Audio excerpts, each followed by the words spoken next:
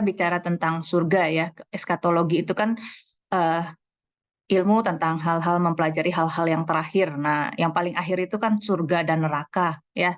Nah, kenapa sih kita belajar ini? Ya, supaya kita punya pengharapan karena banyak orang yang berpikir surga itu dalam tanda kutip tempat pembuangan yang enak. Kenapa saya bilang tempat pembuangan? Karena bayangannya orang-orang di surga itu kita nari-nari, nyanyi-nyanyi, nari-nari, nyanyi-nyanyi sampai selama-lamanya menyembah Tuhan dalam arti nari-nari, nyanyi-nyanyi gitu ya. Gimana kalau orang yang suaranya fals gitu?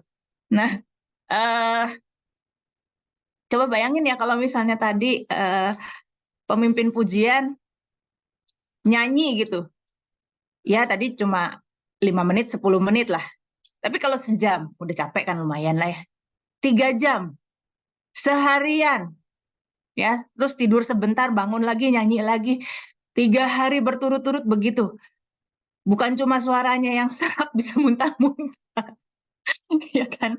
Tapi kadang-kadang orang pikir, ya lumayan lah daripada dibuang ke neraka kan dibakar di api selama-lamanya, ya. Jadi seolah-olah surga itu tempat pembuangan, ya udah daripada di neraka. Kita belajar di sini bahwa surga itu tidak seperti itu, ya. Ada pengharapan yang luar biasa kalau kita belajar tentang surga, ada suatu kekaguman, ada suatu keagungan. Nah, sebelumnya saya ingin mengingatkan dulu dasarnya ini udah pernah soalnya ya. Jadi saya cepat aja karena ini cuma mengingatkan aja. Jadi pandangan Yahudi itu zaman itu dibagi dengan dua zaman. Sederhana pandangan Yahudi itu, sederhana, nggak ruwet-ruwet, sederhana. Sekarang dan yang akan datang. Sekarang ini kuasa kegelapan masih berkuasa, yang akan datang udah nggak ada kuasa kegelapan. Ya, zaman sekarang dan zaman yang akan datang ini adalah versi orang Yahudi. Nah, kemudian di Perjanjian Baru kita lihat bahwa kerajaan Allah itu sudah datang, tapi belum pemenuhannya. Sepenuhnya tuh belum. Nanti ketika Allah atau Tuhan Yesus betul-betul memerintah, itu baru pemenuhannya sepenuhnya. Nah, sekarang ini kita ada di dalam tumpang tindih zaman. Jadi, ternyata Mesias itu datangnya 2 kali. Pertama, ketika dia datang sebagai hamba yang menderita, nanti kedua kali dia datang sebagai Tuhan, sebagai Raja, dan sebagai Hakim. Ya, sebagai penguasa, Hakim, penguasa, Tuhan, Raja gitu. Yang pertama dia datang sebagai hamba yang menderita untuk menembus dosa, untuk melayani. Yang kedua, dia datang sebagai Tuhan, sebagai penguasa. Nah, di antaranya ada tumpang tindih zaman, ada yang sudah dipenuhi, ada yang belum dipenuhi. Nah, ini adalah pandangan di Perjanjian Baru, tetap dipegangnya sama zaman ini dan zaman yang akan datang. Karena para penulis Perjanjian Baru, rasul-rasul itu punya orang Yahudi, ya. Jadi punya pandangan tetap gitu sama. Cuma perbedaannya, oh ternyata ada Mesias itu datangnya 2 kali, hari Tuhan itu terjadinya 2 kali, cuma begitu aja bedanya, ya. Karena itu ada istilah already but not yet, ya. Sudah datang, tapi belum pemenuhannya sepenuhnya. Nah, di Perjanjian Lama, ya, Mesias itu akan memerintah di kerajaan yang akan datang, di langit dan bumi yang baru. Itu pandangan PL ya. Itu kerajaan zaman yang akan datang itu berlangsung selama-lamanya, dan dia akan memerintah selama-lamanya, bukan batasan waktu. Selama-lamanya di zaman yang akan datang. Tidak ada batasan waktu gitu ya. Nah, dan kemudian di zaman yang akan datang itu ternyata persis seperti zaman yang ini, hanya itu tadi, tidak ada kegelapan, tidak ada kejahatan, tidak ada setan, tidak ada penderitaan, tapi sama di langit dan bumi yang baru. Jadi yang sekarang ini langit dan bumi yang lama, nanti akan diciptakan lagi langit dan bumi yang baru, di mana tidak ada hal-hal kejahatan, kegelapan yang dulu ada. Yang bagus, yang mulia, yang luar biasa itu ada di sana. Nah, ini adalah pandangan Perjanjian Lama. Jadi buat orang Yahudi, sebagian orang Yahudi memandang bahwa ya udah jelas gitu, udah jelas langit dan bumi yang baru itu udah jelas. Nah, ada penafsiran yang seperti itu, udah jelas, nggak usah dijelasin lagi, sama kok sama langit dan bumi yang sekarang. Cuma nggak ada hal-hal yang jahat, yang nggak enak gitu. Nah, tetapi ada juga yang seperti orang Kristen, surga itu nggak jelas ya. kayak apa gitu, nggak jelas kan. Orang Kristen juga ada dua pandangan seperti itu kan. Orang Yahudi juga ada dua pandangan, Saduki sama Farisi. Saduki bilang, udahlah, nggak ada kayak gitu. Farisi bilang, ada, sama kok kayak gini. Nah, tapi zaman sekarang itu kemudian sekte Saduki ini akhirnya habis, dan yang tersisa Yahudi sekarang adalah Yahudi keturunan orang-orang Farisi, ya, yang mewarisi penafsiran-penafsiran yang sekarang mereka warisi itu adalah penafsiran-penafsiran dari orang-orang Farisi. Orang-orang Saduki itu sedikit elit, ya, keturunan imam-imam, dan mereka itu orang-orang yang ningrat kayak gitu. Tapi orang-orang Farisi adalah orang-orang kebanyakan, dan itu kemudian waktu bait suci kedua diruntuhkan oleh Jenderal Titus, ya udah habis mereka, ya, tidak diteruskan lagi pengajarannya. Yang sisa sekarang orang-orang Yahudi pegang pengajaran yang bagaimana, ya sisanya orang Farisi. Kita bicara tentang surga dulu, ya. Surga dalam bahasa Ibrani itu samayim, ya. Kalau bahasa Ibrani ada imnya itu berarti bentuk jamak, ya, bentuk banyak gitu ya. Kalau bahasa Indonesia kan diulang, surga, ya, atau misalnya mobil, kertas, pensil gitu. Kalau Indonesia kan diulang kan ya. Kalau bahasa Ibrani itu ada imnya kayak samayim gitu. Elohim. Nah, itu bentuk jamak. Bentuk jamak dari kata sameh. Yang artinya adalah langit, ya surga juga ya, langit, udara, atmosfer. Tapi juga mengandung unsur sesuatu di tempat yang tinggi, yang agung, yang mulia, luhur gitu. Ada implikasi di sana tuh, implikasinya tuh sukacita, ya, mulia, agung, kekal gitu. Nah, secara awam, secara simpel, surga itu kita pahami sebagai tempat tinggal Allah, ya. Tapi sesungguhnya surga itu adalah tempat yang jamak, karena memang kata jamak samayim, tempat yang banyak. Ya, salah satunya adalah tempat tinggal Allah. Betul, salah satunya tempat tinggal Allah. Tapi bukan cuma itu. Ya, karena surga juga berarti udara gitu. Surga juga berarti langit. Nah, sekarang kita lihat di 2 Tawarikh 2 ayat 6 ya. Siapakah yang mampu mendirikan suatu rumah bagi dia? Rumah bagi Allah. Sedangkan langit atau heaven, ya, heaven itu bentuk tunggal, bahkan langit yang mengatasi segala langit. Heaven of heavens. Ya. Jadi surga di atas segala surga, ya, tidak bisa memuat dia. Nah, ya, jadi surga itu memang tempat tinggalnya Tuhan. Tapi ternyata surga itu dalam pandangan orang Yahudi itu banyak. Ya, nah apa itu surga? Pandangan Ibrani kuno, surga itu di atas bumi ini. Dunia orang mati itu di bawah. Ya, ini kan pandangan Ibrani kuno ya. Sekarang kan kita udah ada yang namanya orang-orang geologi, orang-orang arkeologi ngegali, ya, ngegali ke bawah nggak ada apa-apa kan, di bawah bumi ini juga nggak ada apa-apa ya. Kalau di bawah mungkin digali terus ketemu inti bumi, bahkan bagian bumi yang lain gitu ya. Kalau bagian bumi yang lain Amerika ketemu gitu. Kalau kita terus ngegali ngebor ke bawah kalau bisa gitu kan. Yang nggak ada gitu ya. Nah, ini kan pandangan dunia Ibrani kuno ya, yang belum gali-gali jauh ke dalam gitu. Belum bisa membayangkan bumi ini lapisan-lapisannya bagaimana. Nah, mereka punya pandangan bahwa surga itu di atas, dunia orang mati itu di bawah. Di atas itu mulia, agung, tinggi, luhur, di bawah itu hina, gelap gitu, ya. Nah, sedangkan kehidupan itu di atas bumi, ya, di permukaan bumi maksudnya. Kehidupan manusia itu di permukaan bumi. Nah, di atas itu ada apa? Ada langit, ada bintang-bintang, ya, ada tempat tinggal Allah. Nah, jadi ada 3 penggunaan kata surga. Pertama adalah surga atmosferik, ya. Burung-burung itu terbang itu di surga. Kalau kita ngelihat burung terbang pagi-pagi, nah orang Yahudi bilang secara sederhana itu di surga, gitu. Ya, karena gini, bahasa Ibrani itu kan bahasa yang kuno. Ini kan bahasa Alkitab kan bahasa Ibrani yang kuno, bukan Ibrani modern sekarang kan. Jadi mereka cuma punya sedikit kosakata, sedikit vocabulary, dan satu kata itu bisa berarti banyak arti gitu. Nah, burung terbang itu di udara itu artinya di surga, hujan datang dari awan itu artinya dari surga, ya, angin berhembus itu di surga, kilat menyambar itu dari surga, gitu. Itu surga atmosferik yang melingkupi bumi ini, tapi tetap tinggalnya kan di atas, ya, udara di atas kita. Yang kedua adalah di luar itu, di tempat di mana bintang-bintang bersinar atau jagat raya, surga samawi. Ya, di sana ada matahari, ada bintang-bintang, ada bulan, ya. Itu adalah surga yang kedua. Nah, surga yang ketiga adalah tempat tinggal Allah. Dari sanalah berkat, jawaban doa, bahkan penghakiman berasal. Di sanalah tempat tinggal Allah.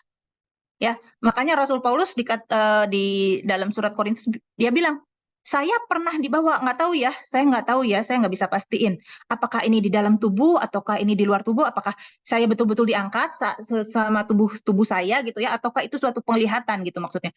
Tapi saya itu dibawa ke tingkat yang ketiga. Nah, tingkat yang ketiga berarti mana?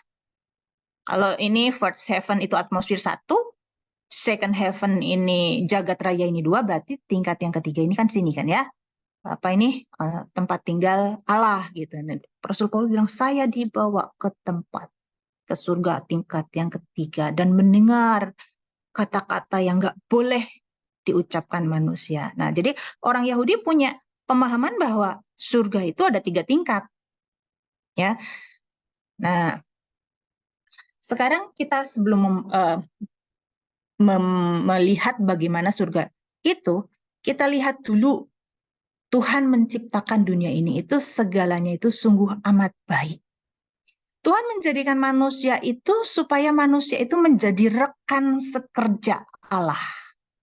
Coba bayangin ya betapa luar biasanya ya kita yang cuma ciptaan, kita itu mau sebetulnya tuh diciptakan dengan tujuan yang sangat tinggi untuk berpartner dengan Allah. Supaya manusia itu berkuasa atas seluruh ciptaan Allah. Tuhan itu sebetulnya mau menyerahkan segala yang dia ciptakan, semesta ini, bukan cuma bumi, semesta ini Tuhan mau serahkan kepada manusia. Tetapi untuk bisa dipercaya menjadi penguasa yang berpartner dengan Allah, rekan sekerja Allah, tentu manusia itu harus punya pemikiran, sepikiran, dan seperasaan dengan Allah dulu. Nah, masalahnya kan manusia jatuh dalam dosa. Tidak membawa keserupaan dengan Allah di dalam dirinya. Nah, jadi waktu Tuhan menciptakan semuanya ini, alam semesta ini, Tuhan katakan segalanya itu sungguh amat baik. Tuhan tidak pernah merancangkan, ya udahlah asal-asalan lah, udah ntar juga dihancurin, ntar juga diciptain lagi. Enggak, Tuhan menciptakan itu sungguh amat baik.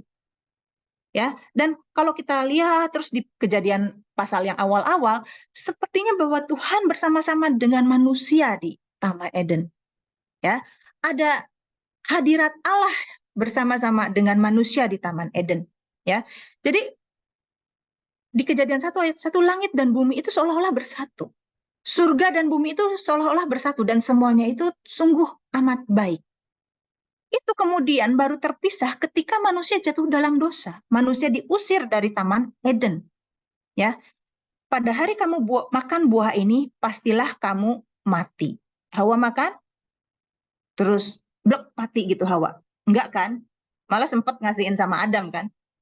Jadi kematian adalah keterpisahan ya atau hancurnya relasi yang baik antara Allah dengan manusia. Pemberontakan manusia terhadap kehendak Allah membuat manusia menjadi musuh Allah. Sehingga manusia tidak lagi bisa tinggal di dalam hadirat Allah. Nah, sejak itu istilahnya adalah diusir dari Taman Eden. Ya, jadi terbagilah tempat tinggal Allah dengan yang suci, yang penuh kebaikan, keadilan, keindahan, dengan bumi yang penuh dosa, kejahatan, penderitaan, dan seterusnya. Ya, dan inilah yang dipahami oleh orang-orang perjanjian lama bahwa bumi yang zaman sekarang ini atau bumi yang sekarang ini penuh dengan kejahatan, penderitaan, kematian, dan menantikan langit dan bumi yang baru. Nah, ketika manusia jatuh dalam dosa, Tuhan itu ingin memulihkan relasi yang hancur akibat pemberontakan manusia. Dijanjikanlah misalnya di Kejadian 3 ayat 15 ya, tentang Mesias yang akan datang. Ya.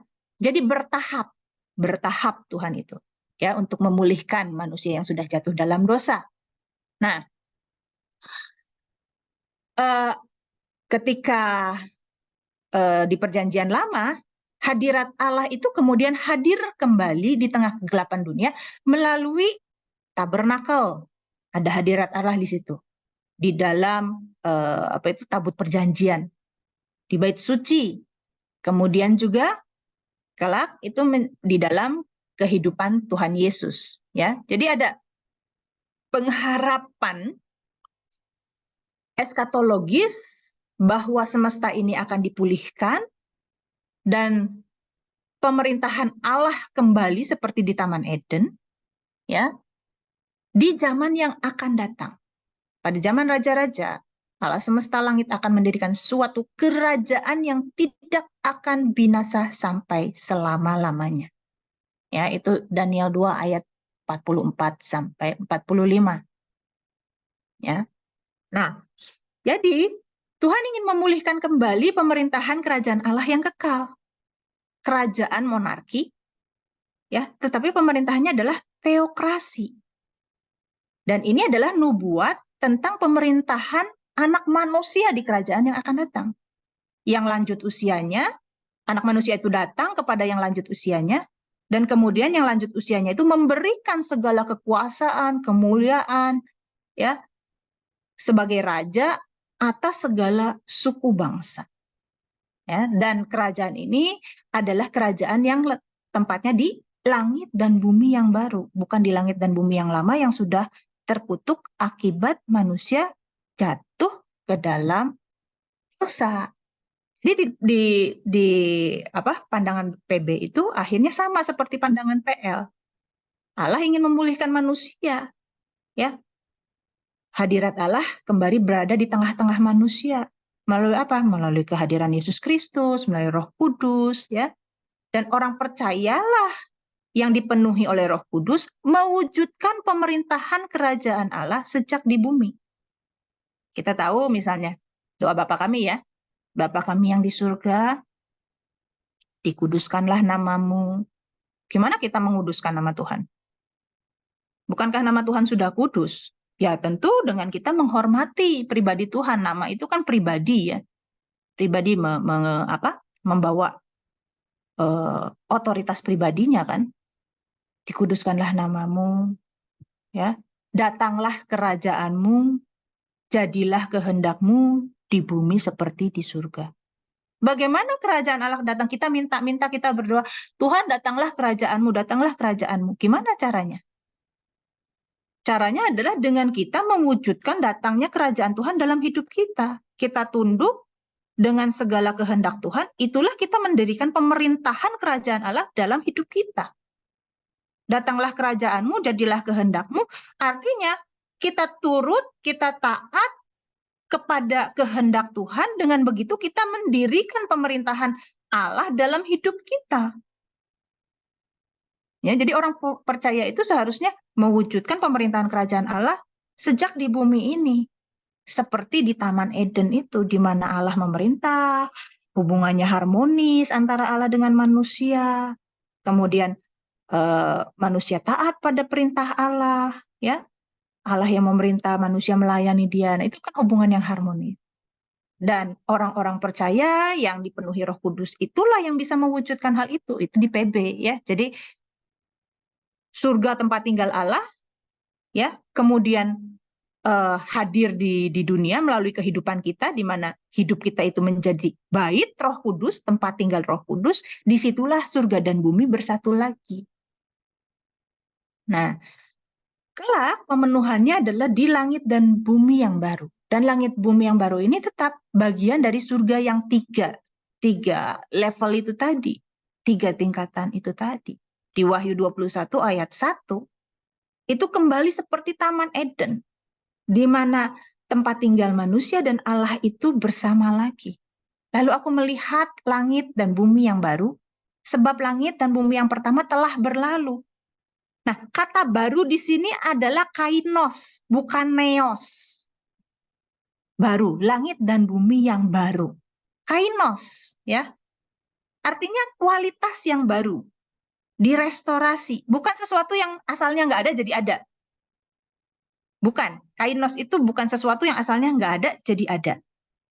Ya, misalnya beli HP baru.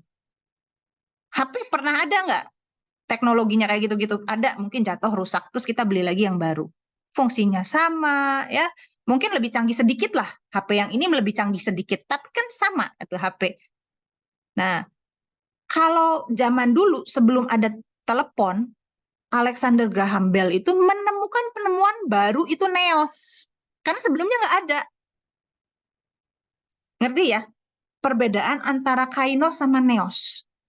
Neos itu kayak penemuan yang baru yang sebelumnya nggak ada. Mungkin zamannya Ken Arok itu orang bingung ya, kalau misalnya kita ada time machine gitu ya, kita kembali ke zamannya Ken Arok, zamannya Majapahit, terus kita telepon-teleponan gitu, apalagi video call kayak gini. Wih, sihir itu gitu kan, gitu ya. Kenapa? Karena itu sesuatu yang baru. Neos, nggak ada di zaman itu. Nah, kalau sekarang kan kita punya HP, atau misalnya waktu ada penemuan pesawat, itu baru, itu neos. Tapi kalau sekarang itu kita sudah tahu kenal HP, ya, HP-nya tambah lama tambah canggih. Nah, itu kainos. HP baru, itu kainos gitu ya. Karena pernah ada sebelumnya. Kita udah tahu. Kita nggak heran lagi. Heran ya, kok ada HP kayak begini? Enggak, kita nggak heran lagi, udah biasa. Ya. Nah, langit dan bumi yang baru itu maksudnya seperti itu. Kualitas yang lebih baik, yang baru, ya. Tetapi bukan barang baru gitu. Sebetulnya substansinya tuh sama seperti langit dan bumi yang lama. Karena sama-sama diciptakan. Dan diciptakan ini kainos, bukan neos, bukan barang baru, bukan penemuan baru. Nah, dan langit yang bumi yang baru nanti itu tetap bagian dari surga yang 3 tingkatan itu. Dan ini bukan alam roh, tetapi alam fisik, materi, diciptakan, kata Tuhan Yesus kepada murid-muridnya. Aku berkata kepadamu sesungguhnya pada waktu penciptaan kembali. Palingenesia. Palingenesia itu artinya rebirth, renewal, renovation, ya, regeneration. Nah, kayak misalnya rumah saya nih lagi direnovasi. Itu bukan dari tanah kosong, tapi ya dibetul-betulin, ditambah-tambahin sedikit atau ditingkat, asalnya nggak tingkat, ditingkatin gitu kan. Kalau orang renovasi rumah kan, asalnya di belakang tanah kosong, tapi sudah ada rumahnya, tapi ada sisa tanah kosong kita bangun. Nah, itu namanya renovasi, ya kan? Contohnya seperti itu. Jadi sudah ada, bukan tanah kosong nggak ada apa-apa kita bangun. Nah, itu namanya membangun rumah, bukan renovasi. Nah, Tuhan Yesus katakan, sesungguhnya pada waktu penciptaan kembali, jadi sama, penciptaan kembali diulang. Di Kejadian pasal 1, bumi diciptakan. Nah, sekarang diciptakan kembali. Sama nih, kualitas yang sama. Unsur-unsur substansinya tuh sama. Apabila anak manusia bersemayam di tahta kemuliaannya, anak manusia datang sebagai raja, hari Tuhan yang kedua, dia datang sebagai Tuhan, sebagai raja, sebagai hakim, sebagai penguasa. Kamu, katanya Tuhan Yesus kepada 12 muridnya, yang telah mengikut aku, akan duduk juga di atas 12 tahta untuk menghakimi ke-12 suku Israel. Ya, menghakimi di sini tentunya bukan lu masuk surga, lu masuk neraka, lu masuk surga, lu masuk neraka. Bukan, karena itu adalah haknya Tuhan. Tetapi hakim juga berfungsi sebagai pemerintah. Kalau ini perspektifnya Ibrani ya, coba kita lihat hakim-hakim. Hakim-hakim itu nggak nyala-nyalain orang kan di zaman hakim-hakim kan, tetapi memimpin suatu bangsa kan, hakim-hakim di kitab hakim-hakim itu kan. Nah, jadi menghakimi 12 suku Israel. Orang-orang yang mengikut Yesus itu memerintah bangsa-bangsa Israel, orang-orang yang taat kepada Taurat, gitu. Ya. Nah, jadi disinilah di langit dan bumi yang baru inilah surga dan bumi kembali bersatu. Tempat tinggal Allah, ya Tuhan Yesus di situ bersatu kembali bersama dengan manusia. Ia akan diam bersama-sama dengan mereka. Nah, bagaimana keadaan surga nanti? Keadaan langit dan bumi yang baru. Saya lebih suka bilang langit dan bumi yang baru karena lebih jelas gitu. Kita udah lihat ini langit dan bumi kita sekarang gitu ya. Kalau kita pergi ke ke Phuket, ke Labuan Bajo, bahkan mungkin ke Bali, ya ke Nusa Penida, itu kalau kita lihat alam itu kan bagus sekali ya, walaupun ya ada sampah di mana-mana gitu ya. Nah, jadi kita punya bayangan ini langit dan bumi yang lama ini begitu bagus kalau kita lihat ke Jepang, ke gunung yang kita bisa main salju gitu ya di situ. Ini aja udah bagus banget. Atau ke Timur Tengah ketika kita lihat padang gurun, kita yang biasa di hutan tropis Indonesia ya, ininya udah begitu-begitu aja ya, musimnya panas, kemarau, hujan, kemarau, hujan, kemarau, hujan. Kita lihat ganti musim, 4 musim. Atau kita lihat padang gurun, kita biasanya lihat kalau musim hujan banjir gitu ya. Ini kering. Kadang-kadang kan kita lihat, wah suatu pergantian suasana itu bagus sekali gitu ya. Ada macam-macam loh di dunia ini. Apalagi kalau ke kutub selatan tuh, ya jarang ada manusia yang sampai ke sana. Itu atau ke kutub utara kita ngelihat aurora. Bagus banget kan sebetulnya bumi ini. Aduh indah banget kalau kita bisa menjelajah dalam sekejap bumi ini semuanya ya. Dalam kehidupan kita yang sekarang aja kita menjelajah semuanya, kita lihat suasana yang berbeda ya, keanekaragaman alam, bunga, satwa, itu kan bagus banget. Sayangnya ketika manusia jatuh dalam dosa, bumi ini harus hancur, ikut terkutuk. Tapi seperti Tuhan memulihkan manusia, maka manusia-manusia yang mau menerima anugerahnya, ini akan dibawa, ditempatkan di langit dan bumi yang baru, seperti ciptaan yang semula. Nah, langit dan bumi yang baru itu akan diciptakan kembali dengan sempurna, seperti ketika langit dan bumi ini belum dikutuk. Ya. Nah, gurun akan hilang, air akan mengalir dengan limpah. Ya, kenapa disebutkan gitu? Karena ini perspektif Ibrani ya, taman gitu ya, itu suatu tempat yang nyaman. Gurun hilang, air mengalir dengan limpah. Buat orang Timur Tengah, air mengalir dengan limpah itu subur, nyaman, banyak pohon, ya. Tapi kalau kita air mengalir dengan limpah, terutama orang Jakarta itu banjir, gitu kan ya. Kalau ini ditulis perspektifnya orang Indonesia pasti nggak akan air mengalir dengan limpah, ya. Tapi ini perspektif orang Ibrani. Jadi suatu tempat yang indah, yang sempurna, ya. Sungai kehidupan mengalir dari tahta Allah dan ada pohon kehidupan di kedua sisinya. Bukit-bukit dilapisi pohon anggur, hasil panen melimpah. Nah, ini kan perspektif orang Ibrani kuno.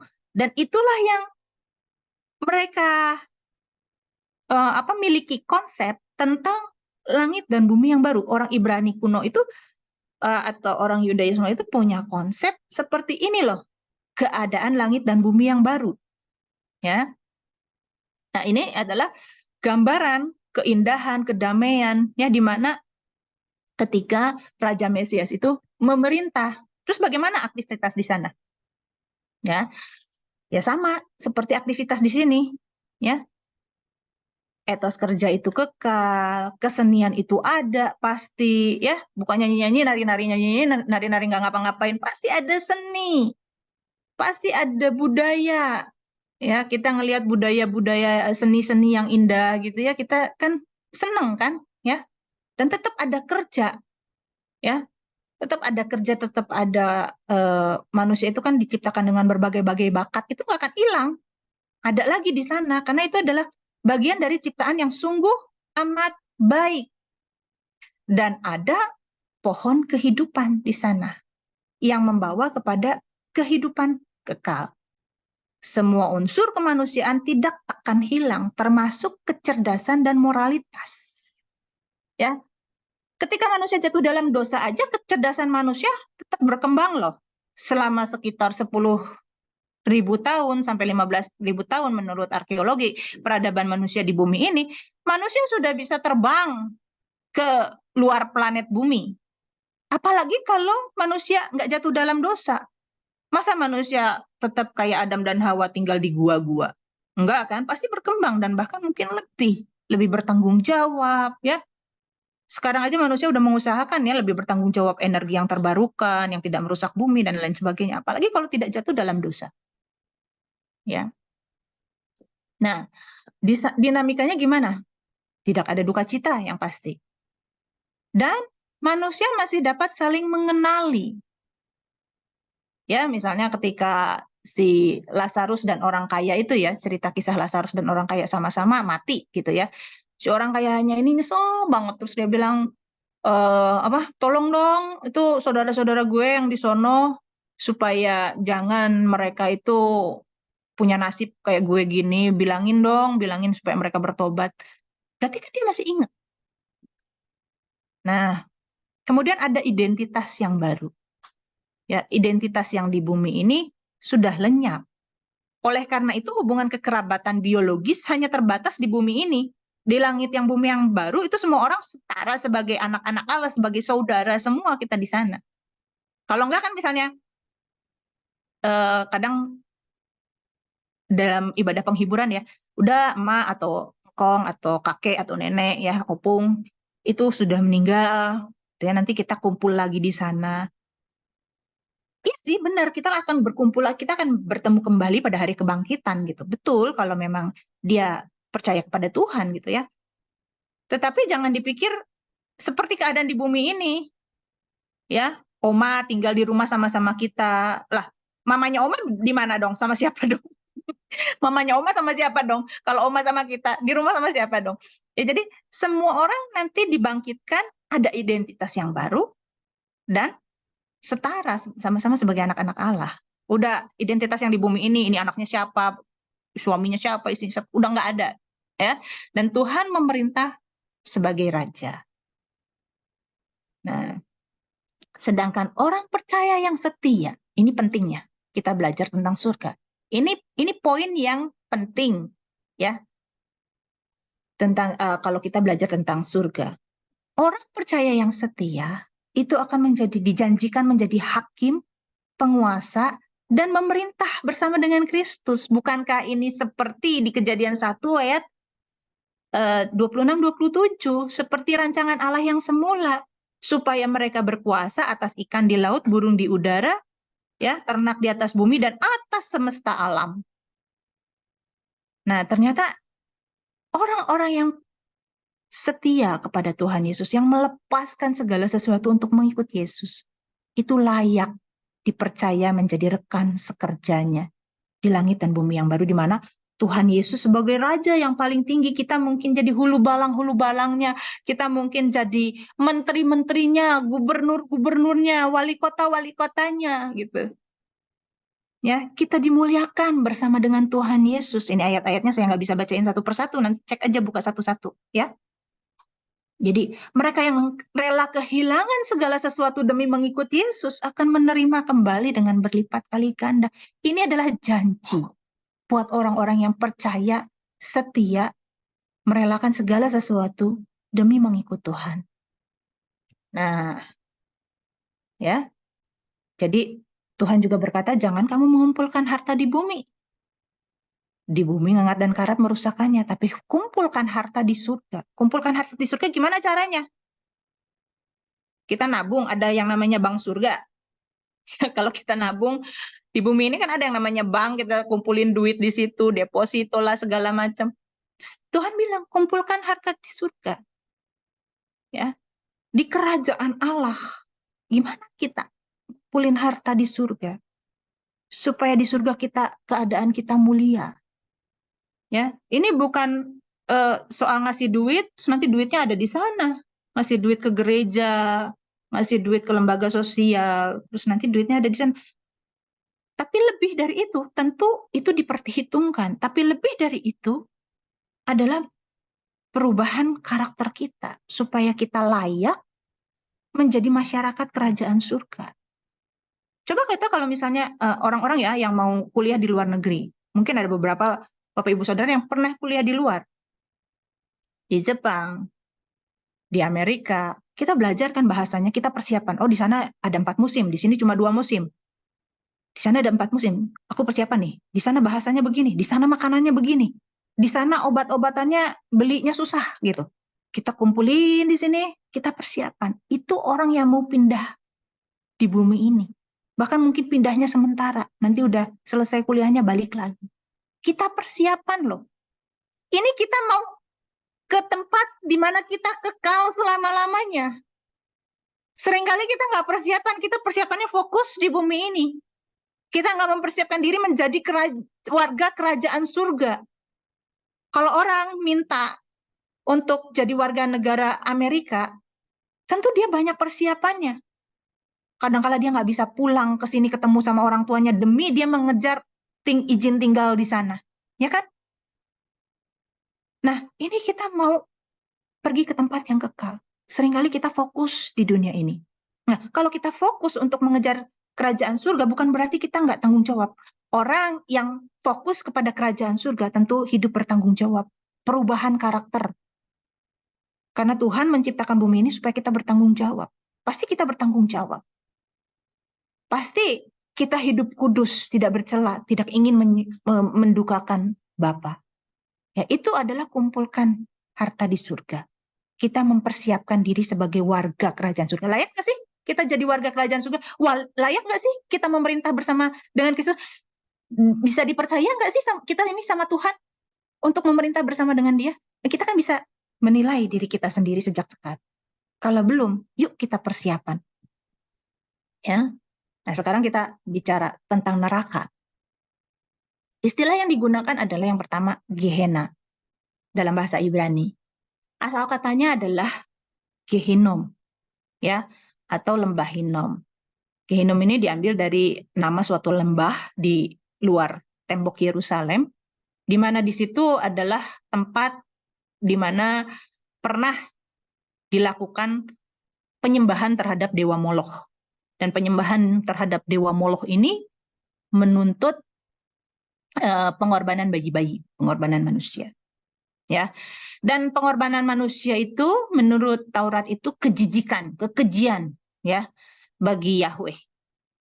Nah, oleh karena itu lembah Hinnom ini dianggap lembah yang najis, lembah yang jijik. Dan akhirnya pada perkembangannya lembah Hinnom ini menjadi lembah tempat pembuangan sampah karena dianggap najis, dianggap kotor, ya, menjadi tempat pembuangan sampah dari kota Yerusalem. Nah, sampah pada saat itu kan belum ada recycling gitu ya, dan memang belum ada plastik juga sih yang bisa di-recycling zaman itu ya. Jadi sampah-sampah di Yerusalem ini dikumpulkan di situ dan kalau udah numpuk dibakar. Ya. Nah, itu kemudian menjadi simbol neraka. Dan api di situ itu sering terjadi, bahkan mungkin terus terjadi kan, sampah udah numpuk, bakar lagi, bakar lagi, bakar lagi ya. Kayak orang-orang di kampung kan suka bakar sampah kan supaya cepat ya dibakar sampahnya. Nah, orang zaman dulu juga ternyata begitu. Nah, jadi kata Gehenna yang dipakai sebagai kata neraka ini diambil dari situ. Ya, bagaimana tempat itu adalah tempat yang hina, menjijikkan, dan tempat pembuangan sampah ya yang kotor, sisa-sisa yang nggak kepake gitu ya. Kemudian di situ juga dibakar. Nah, Gehenna ini dipahami sebagai ini ya, diambil istilahnya ini menjadi tempat di mana Allah melaksanakan penghukuman bagi musuh-musuhnya. Nah, istilah ini berkaitan dengan kaki api kekal. Ya. Api yang tidak pernah padam. Neraka itu ya. Atau dapur perapian. Dan sebetulnya neraka ini bukan diciptakan untuk manusia. Ya, manusia disiksa oleh setan, bukan. Matius 25 ayat 41, neraka ini disediakan bagi setan dan malaikat-malaikatnya. Tentu manusia yang mengikuti setan akan mengikuti setan masuk ke neraka. Nah, tetapi neraka ini bukan diciptakan khusus buat manusia loh. Justru bumi inilah yang diciptakan khusus untuk manusia. Neraka itu disediakan bagi setan. Ya, tapi Manusia yang ikut setan, ya ikut ke neraka. Gitu ya. Dan dilambangkan sebagai danau api dan belerang. Nah, kalau kita pelajari planet bumi ini, intinya adalah api dan belerang. Yang kadang-kadang suka meletup di Gunung Semeru, di Gunung Merapi, dan di gunung-gunung yang lain kan. Jadi bumi yang sudah terkutuk ini kemungkinan kelak adalah tempat neraka, tempat penghukuman itu. Ya. Dan istilah yang digunakan adalah kegelapan, penyesalan, tempat ratap dan kertak gigi. Giginya mengertak itu karena begitu menyesal. Aduh, kenapa sih? Kok gue dulu begitu? Tapi tidak ada, itu ya, kalau orang Jawa bilang bijim, balik lagi gitu ya. Orang Sunda bilang bit heula gitu ya, kalau main game itu ya, main sama temen-temen itu nggak ada, terus balik lagi gitu nggak ada, nggak bisa balik lagi. Istilah yang digunakan yang lain adalah abu sos, jurang yang tak berdasar. Nah kalau tidak berdasar gimana mau balik lagi? Jatuh ke lubang yang dalam sekali. Dan itu adalah penjara untuk iblis. Tartaro, asal kata Tartarus. Ya, ini berasal dari mitologi Yunani. Ya, lautan yang paling dalam di mana tempat para dewa pemberontak dihukum. Kata ini kemudian diserap, ya, sebagai tempat malaikat-malaikat dihukum, ya, tempat penjara bagi malaikat-malaikat yang jatuh. Dan kata ini cuma muncul satu kali di 2 Petrus 2 ayat 4. Ya. Tapi kata-kata yang lain itu biasanya api kekal. Nah, makna hukuman neraka. Ini adalah bukti tentang adilnya Allah. Allah itu kasih, maha kasih, iya. Dikatakan di dalam Alkitab itu Allah itu panjang sabar. Kalau panjang, berarti ada batasnya kan? Kalau maha itu nggak ada batasnya. Tapi kalau panjang, panjangnya berapa sih meter? Berarti ya panjangnya segitu kan? Ada batasnya. 1 kilo, ya itu ya. Nah, jadi kalau ukuran panjang itu kita maknai bahwa ada batasnya. Tergantung misalnya kita bilang, panjangnya berapa sih? Berapa meter nih kain ini panjangnya? Oh, kainnya panjangnya 2 meter, bisa dibikin baju apa gitu kan ya. Ada panjang, kan? Panjang itu ada batasnya. Dan dikatakan Allah itu panjang sabar. Dikatakan Allah itu memang maha kasih. Tapi kasih tanpa keadilan itu bukan kasih namanya. Itu memanjakan, dan memanjakan itu merusak. Di dalam kasih pasti ada keadilan. Di dalam kasih pasti ada didikan. Allah itu panjang sabar, artinya kesabarannya ada batas. Jadi hukuman, punishment dan reward, neraka dan surga adalah bukti tentang adilnya penghakiman Allah. Ya. Sebab Allah memang adil. Ya. Dan Ia akan membalaskan kepada orang-orang yang terus memberontak, terus kurang ajar terhadap Dia. Jadi ini adalah keterpisahan dari Allah selama-lamanya, dijauhkan dari hadirat Tuhan. Nah, tempat penghukuman yang baru ini, tempat penghukuman ini baru digambarkan secara dramatis itu, secara betul-betul jelas gitu ya. Itu baru di Perjanjian Baru. Ya, di Perjanjian Baru Gehenna itu digambarkan sebagai tempat pembuangan permanen. Ya. Dan ini menunjukkan tempat fisik. Bukan tempat roh, tempat fisik, sekaligus suasana yang mengerikan. Secara fisik, secara real itu mengerikan, ada belerang, ada ulat-ulat yang tidak mati, belatung mungkin, ya, sekaligus tempat yang mengerikan. Nah, ini saya ambil foto ini dari suatu tempat di mana tuh? Negara bekas pecahannya Uni Soviet ya, saya lupa Kazakhstan atau apa gitu ya.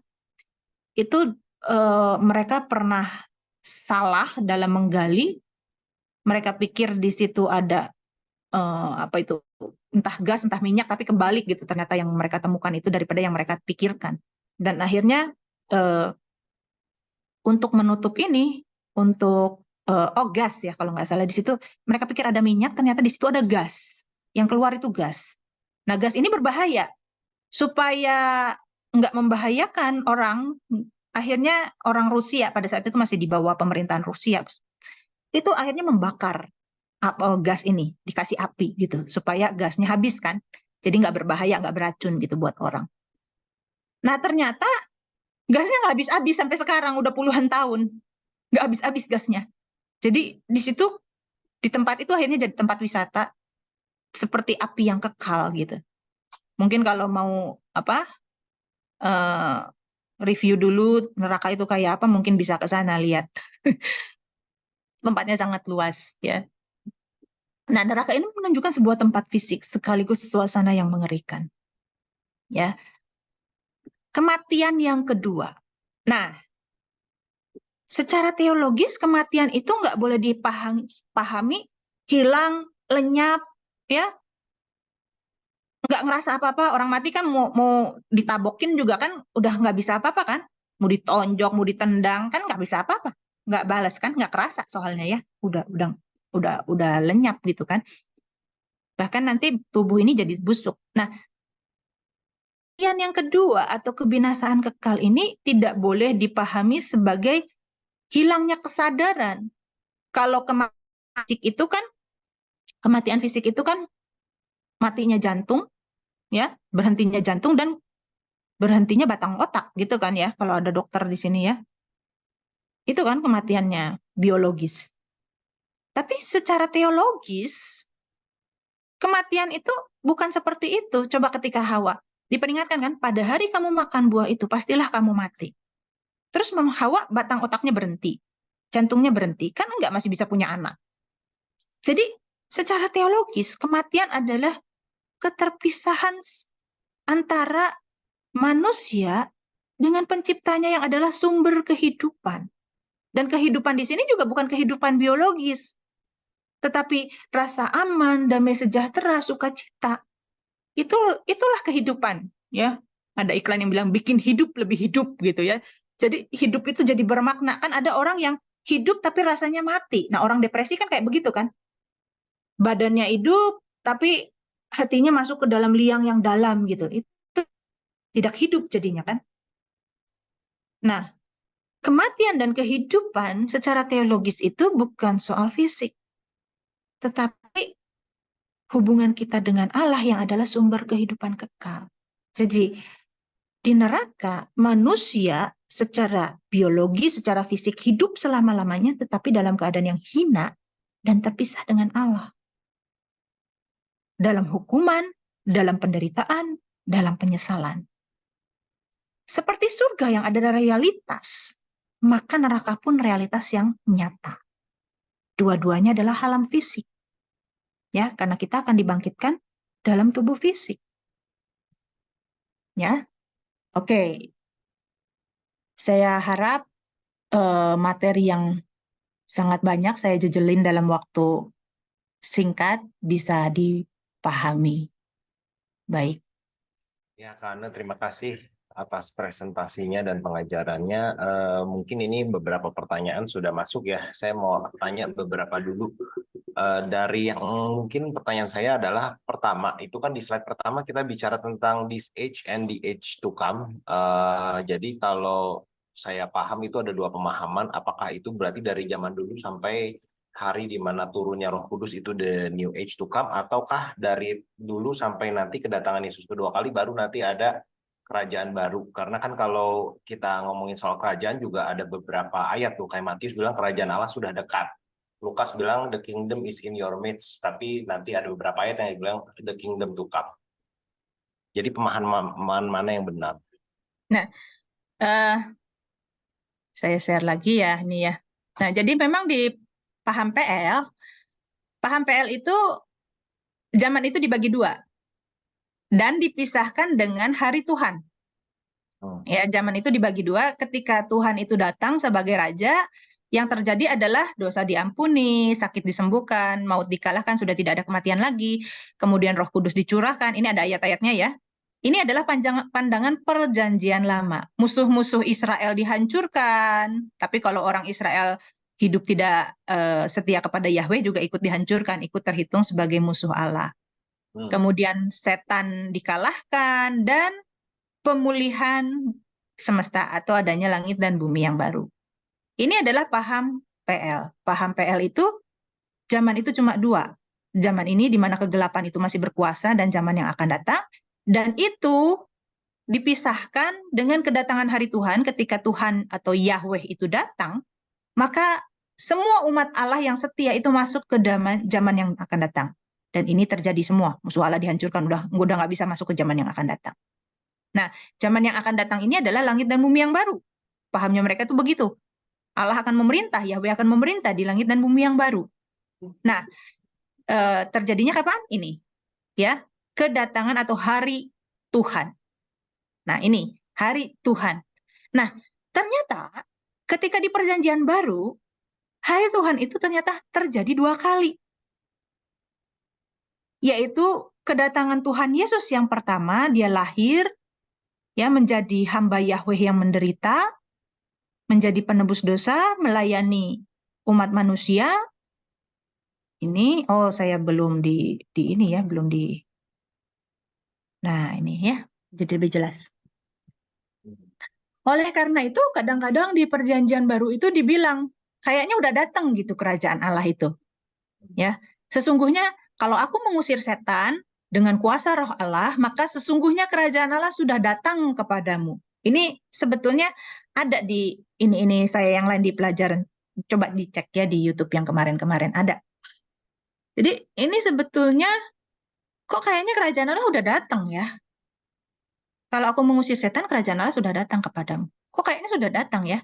Tapi kemudian di Markus 14 ayat 25 dikatakan, sesungguhnya aku berkata kepadamu, aku tidak akan minum lagi hasil pokok anggur sampai pada hari aku meminumnya, yaitu yang baru dalam kerajaan Allah. Jadi sepertinya kan, aku gak akan minum lagi deh, sampai nanti kalau kerajaan Allah udah datang.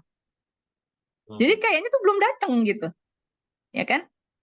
Terus murid-murid tanya, kapan kedatanganmu yang kedua? Kapan yang kedua? Kapan yang kedua datang gitu? Kapan kau datang kembali sebagai raja? Atau misalnya ketika penjahat yang di salah satu dari 2 penjahat itu bilang, ingatlah akan aku apabila engkau datang sebagai raja. Nah, jadi sudah ada konsep nanti Yahweh itu akan datang sebagai raja gitu. Nah, ya. Jadi ternyata hamba Yahweh yang menderita itu diperagakan oleh kehidupan Yesus sebagai manusia, tapi kemudian Yahweh juga akan datang sebagai raja, ya, ketika Yesus datang untuk menghakimi. Nah, kemudian ada juga ayat yang mengatakan bahwa ini sudah datang tapi akan datang, already but not yet. Ketika Tuhan Yesus bertemu dengan perempuan Samaria, tetapi saatnya akan datang. Kalau bilang akan datang kan berarti belum ya, nanti ya. Dan sudah tiba sekarang. No, udah datang tapi akan datang. Nah, inilah yang dimaksud already but not yet. Tapi saat itu Yesus lagi ngomongin kedatangan Roh Kudus nanti kan, karena abis itu ngomong ayatnya mengalir air yang hidup dari hati dan nggak akan pernah haus lagi. Dan air itu Roh Kudus. Ya, Roh Kudus, ya Tuhan Yesus, barang siapa minum daripadaku, gitu. Ya, jadi ini kerajaan Allah itu dilambangkan seperti ini. Nah, pemenuhannya itu Roh Kudus dicurahkan. Ya, nanti sekarang sudah datang, sudah sebagian, ya, dan sebagian ini sudah dipenuhi. Dosa sudah diampuni, sudah Tuhan Yesus sudah mati. Sakit disembuhkan, ya sebagian. Ada yang mengalami kesembuhan, tapi kemudian nanti mati lagi kan? Ya. Nah, itu ya. Maut sudah dikalahkan, ya sebagian. Maksudnya fisik kita itu masih bisa mati, tapi kita sudah dipindahkan. Roh kita itu sudah dihidupkan gitu. Nah, jadi kita ternyata kalau kedatangan Mesias itu adalah 2 kali atau hari Tuhan itu ternyata 2 kali, nah kita itu hidup di tumpang tindih zaman ini. Zaman yang ini masih berjalan, sementara zaman yang akan datang, zaman kerajaan Allah juga sudah dan sedang berjalan. nanti zaman ini itu akan berhenti di sini, di kedatangan Tuhan Yesus yang kedua. Sedangkan zaman yang akan datang itu dimulai dari kematian dan kebangkitan Tuhan Yesus. Sejak kematian dan kebangkitan Tuhan Yesus, kemudian ada Roh Kudus dicurahkan, orang-orang percaya bisa mendapatkan kuasa untuk menyembuhkan orang sakit, untuk mengusir setan seperti yang Tuhan Yesus peragakan, gitu. Nah, dari sini ya. Jadi inilah yang maksudnya kerajaan Allah sudah datang, tetapi belum sepenuhnya dipenuhi. Already but not yet. Ya. Berarti karena sebenarnya ini yang menjadi perdebatan ketika di Perjanjian Lama itu orang Yahudi melihat kedatangan versi Kristen Second Coming yang menjadi final coming dan the age to come sebetulnya ya.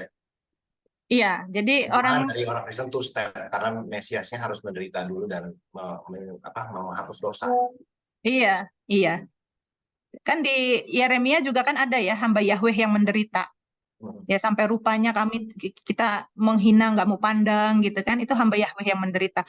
Orang Yahudi pikir karena sejarah mereka yang bolak-balik dijajah lagi, bahkan kehilangan identitas sebagai suatu bangsa, ya ketika mereka boleh kembali ke Yerusalem, mereka tetap berada di bawah kerajaan Persia, kemudian Persia udah gitu Yunani, bahkan di bawah kerajaan Yunani itu mereka harus berbahasa Yunani, itu kan Helenisme terjadi kan, mereka kehilangan identitas sebagai suatu bangsa, nggak ada lagi kebanggaan sebagai suatu bangsa. Bahkan setelah Tuhan Yesus mati tahun 70, itu bait suci diruntuhkan sampai sekarang nggak pernah berdiri lagi. Itu mereka betul-betul kehilangan kebanggaannya. Padahal di Perjanjian Lama mereka bangga kan, wah kita ini bangsa pilihan loh, hebat loh gitu. Tapi udah hilang sama sekali mereka sebagai identitasnya itu. Ya, karena tanpa dual fulfillment ini maka tidak akan ada Injil yang disebarkan kepada orang non-Yahudi ya. Karena itu masanya. Sebetulnya dari Perjanjian Lama juga Tuhan itu tidak eksklusif, enggak eksklusif. Jadi dari Perjanjian Lama Israel itu di Keluaran 19 ayat 5 dan 6, orang Israel itu dipanggil menjadi harta kesayangan. Bangsa-bangsa lain hartanya Tuhan, tapi orang Israel dipanggil menjadi harta kesayangan. Masalahnya kemudian seharusnya orang Israel ini yang menginjili bangsa-bangsa lain, tapi karena ditolak, akhirnya ke-12 rasul inilah yang kemudian mendirikan gereja dan menginjil kepada bangsa-bangsa lain. Sebetulnya dari Perjanjian Lama, Yahweh itu tidak eksklusif. Menjadikan mereka sebagai suatu kerajaan dan imam. Berarti bangsa-bangsa lain itu adalah umat Allah juga. Israel sebagai imam, pengantara Allah dan manusia. Nah, di Perjanjian Baru, karena Israel menolak, di Perjanjian Baru yang menjadi bangsa pilihan adalah orang Kristen, menjadi imamat yang rajani, ya bangsa yang kudus, umat kepunyaan Allah. Kenapa? Karena Israel menolak. Gitu. Nah, konsep Mesiasnya mereka itu karena mereka sering dijajah sama bangsa-bangsa lain. Jadi konsep Mesiasnya mereka adalah seperti zaman Daud dan Salomo. Kita menjadi bangsa yang hebat lagi, punya tanah air sendiri, punya kejayaan, punya kekayaan. Masih seperti itu. Makanya ketika Tuhan Yesus bilang memperingatkan murid-muridnya supaya nggak shock, supaya nggak kaget gitu. Tahu nggak? Ntar Mesias itu harus mati dulu loh untuk menebus dosa. Mati loh, disalib loh. Jadi supaya jangan kaget ya kalau nanti aku ditangkap ya. Petrus tuh bilang, Kamali ngomong gitu. Kiranya Allah menjauhkan hal itu daripadamu, gitu kan ya kalau saya bahasain bahasa sehari-hari kan. Kiranya Allah menjauhkan hal itu daripadamu. Bukan dia bisa ngambil nama Allah loh buat marahin Tuhan Yesus. Kenapa? Karena konsepnya Petrus pada saat itu, konsepnya Yesus itu datang, nanti jadi raja. Kalau Musa, pada saat Musa aja nih bisa loh ngubur Firaun dan tentaranya dengan Laut Merah. Gampang Musa itu ngalahin Firaun. Apalagi dia nih, apalagi Yesus nih. Tentara Romawi gampang pasti Tuhan Yesus tinggal lemparin mungkin ke Danau Galilea atau ke Laut Mati atau kemana. Pikirannya Petrus itu bahwa Yesus itu akan menjadi raja gitu. Saat itu juga. Nah, Tuhan Yesus kemudian mati, kemudian bangkit, mau naik ke surga. Di Kisah Para Rasul itu masih ditanya lagi, kapan engkau memulihkan kerajaan ini? Gitu kan? Masih ditanya, karena Roh Kudus belum turun, belum dirubah nih pikirannya. Masih nanya gitu. Masih pikirannya tuh kerajaan di dunia ini, padahal di dunia yang akan datang kerajaannya itu. Jadi memang ada konsep bahwa dia akan datang lagi sebagai raja. Ya, Kak. Nah, berikutnya pertanyaan tentang neraka, dan ini ada beberapa, mungkin saya juga mau sedikit rangkum. Tentang neraka itu kan kalau dari interdenominasi ada beberapa pemahaman yang berbeda ya. Kalau kita lihat di Adventist, mereka itu percaya bahwa setelah neraka, jiwa itu dihapus, dihilangkan, cease to exist, atau mereka bilang annihilationism. Nah, tapi kalau di Calvinis itu mereka percaya bahwa akan torment dan secara eternally. Tapi kalau saya mundur lagi ke Ortodoks, bahkan Ortodoks punya pandangan neraka yang lebih seperti yang tadi Kak Anda sampaikan, bahwa ketidakadaan Allah, atau jadi Allah itu seperti pedang bermata dua. Ketika kita memiliki kasih, maka kita menghadap kepada Allah itu kasih. Kalau kita nggak cinta Tuhan, cahaya Tuhan itu malah jadi api. Nah, mungkin bisa dijelaskan sedikit kenapa ada pandangan berbeda-beda ini, apakah di tengah perjalanan kekristenan itu ada sedikit pengaruh-pengaruh dari pengertian-pengertian lain ya. Dan di sini pun ada teman yang bertanya tentang purgatori. Tapi purgatori itu kan pengertian dari Katolik ya. Bahwa kalau kita berdoa itu nanti yang berdosa itu bisa diminta untuk dihapuskan doanya. Oke, baik. Gini, manusia itu kan diciptakan fisiknya itu dari tanah. Kalau kita lihat kitab Kejadian ya, kita lihat kitab Kejadian, manusia itu fisiknya dari tanah, dibentuk dari tanah. Tapi binatang-binatang juga diciptakan dari tanah. Bedanya manusia dengan binatang adalah manusia dihembuskan nafas Allah. Sehingga manusia menjadi makhluk yang hidup. Hidup di sini tentu bukan sekedar hidup makhluk hidup, karena binatang juga makhluk hidup. Tidak perlu dihembuskan nafas Allah. Binatang jadi makhluk hidup. Tapi apa artinya manusia menjadi makhluk yang hidup? Artinya adalah kekal. Ya, sejak dihembuskan nafas Allah, manusia punya dua unsur. Unsur fisik dan unsur non-fisik. Unsur fisik dari tanah, unsur non-fisik dihembuskan nafas Allah. Nah, sekarang kalau Allah menghembus, kalau kita nih menghembuskan nafas gitu ya. Kalau orang capek ya, capek hati, menghembusnya gitu.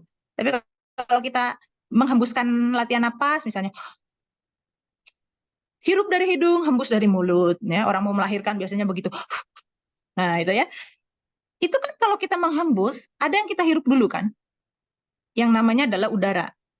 Tetapi ketika Allah menghembus nafas Allah kepada manusia, perlu nggak Tuhan itu hirup udara dulu? Perlu Tuhan hirup udara dulu? Pasti nggak perlu. Tuhan nggak bernapas kan? Tuhan tidak memerlukan udara untuk dia hidup. Istilahnya itu begitu. Ya kan? Lalu apa yang keluar dari Allah?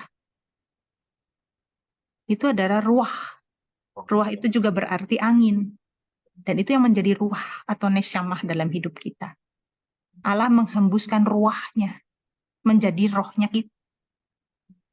Ya kan? Ada bagian dari diri Allah yang Tuhan percayakan dan itu menjadi bagian dari diri manusia.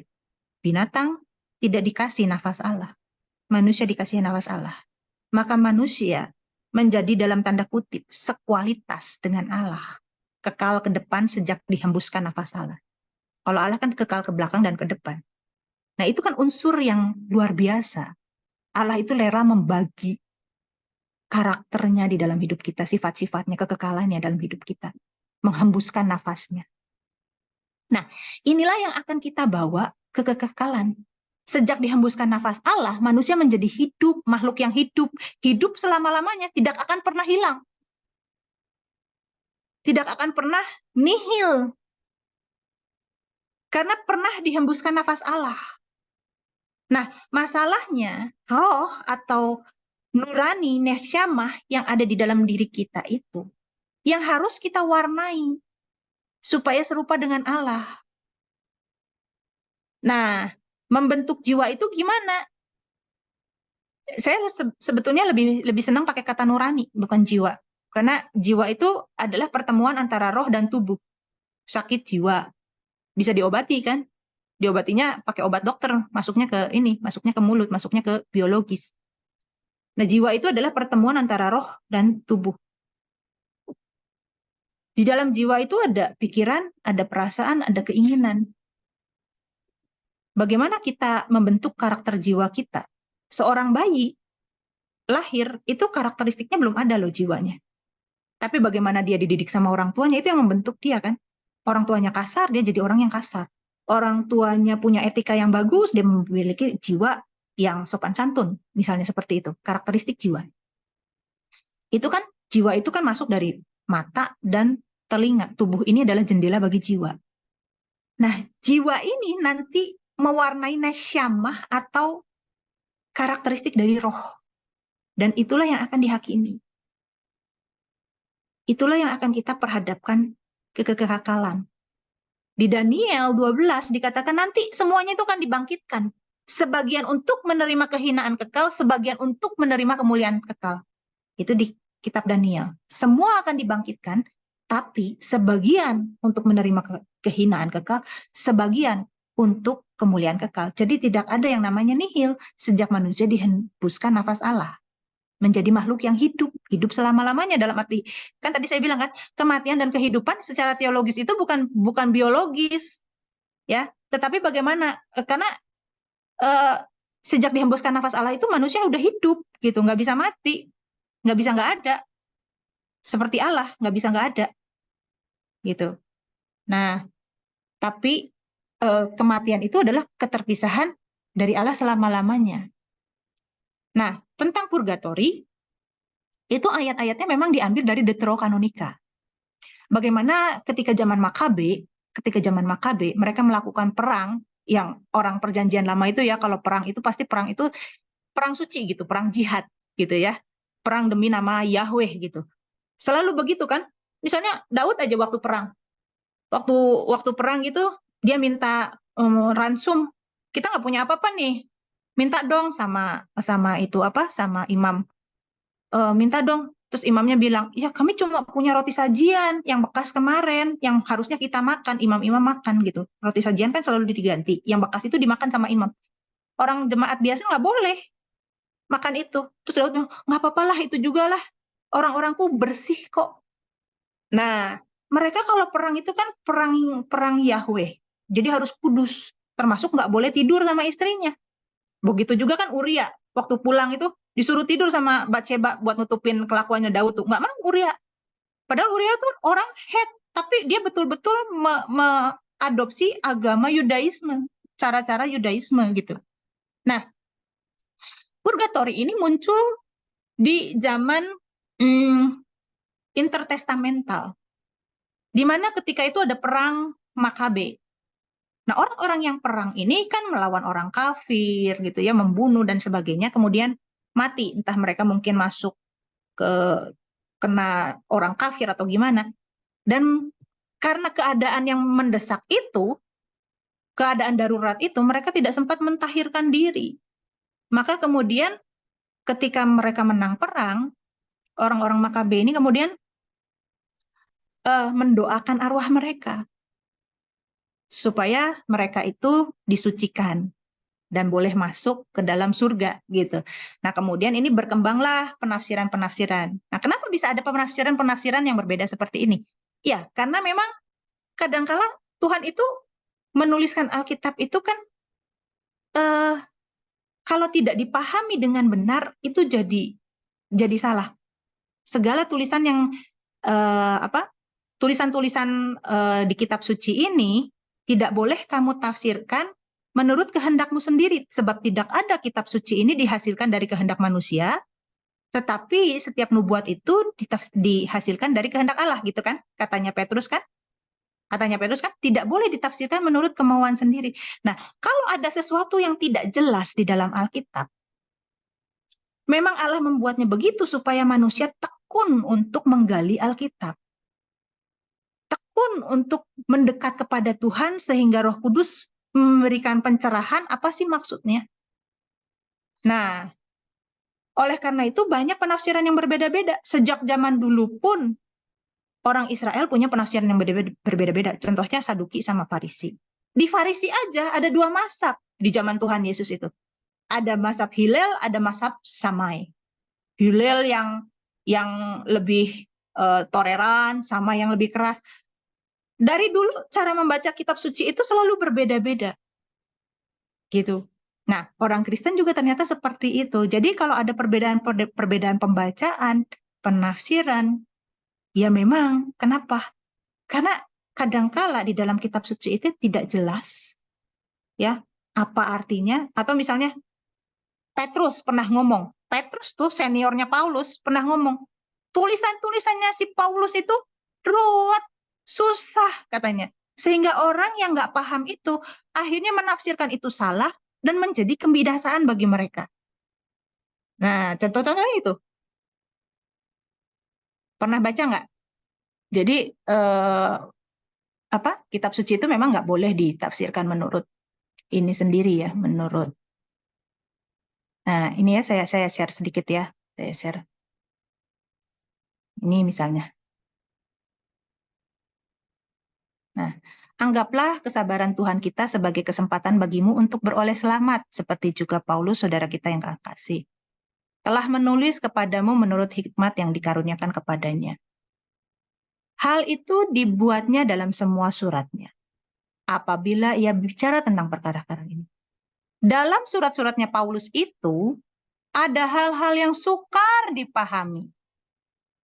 Seniornya si Paulus, namanya Rasul Petrus, ini seniornya loh, bilang surat-surat Paulus itu sukar dipahami.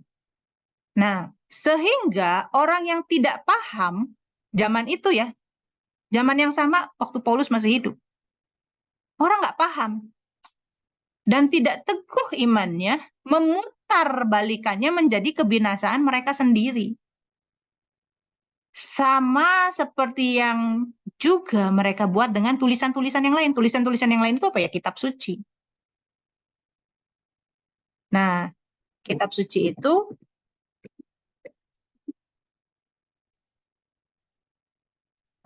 tidak boleh ditafsirkan menurut kehendak sendiri. Sebentar, saya cari di sini ayatnya. Ini ya.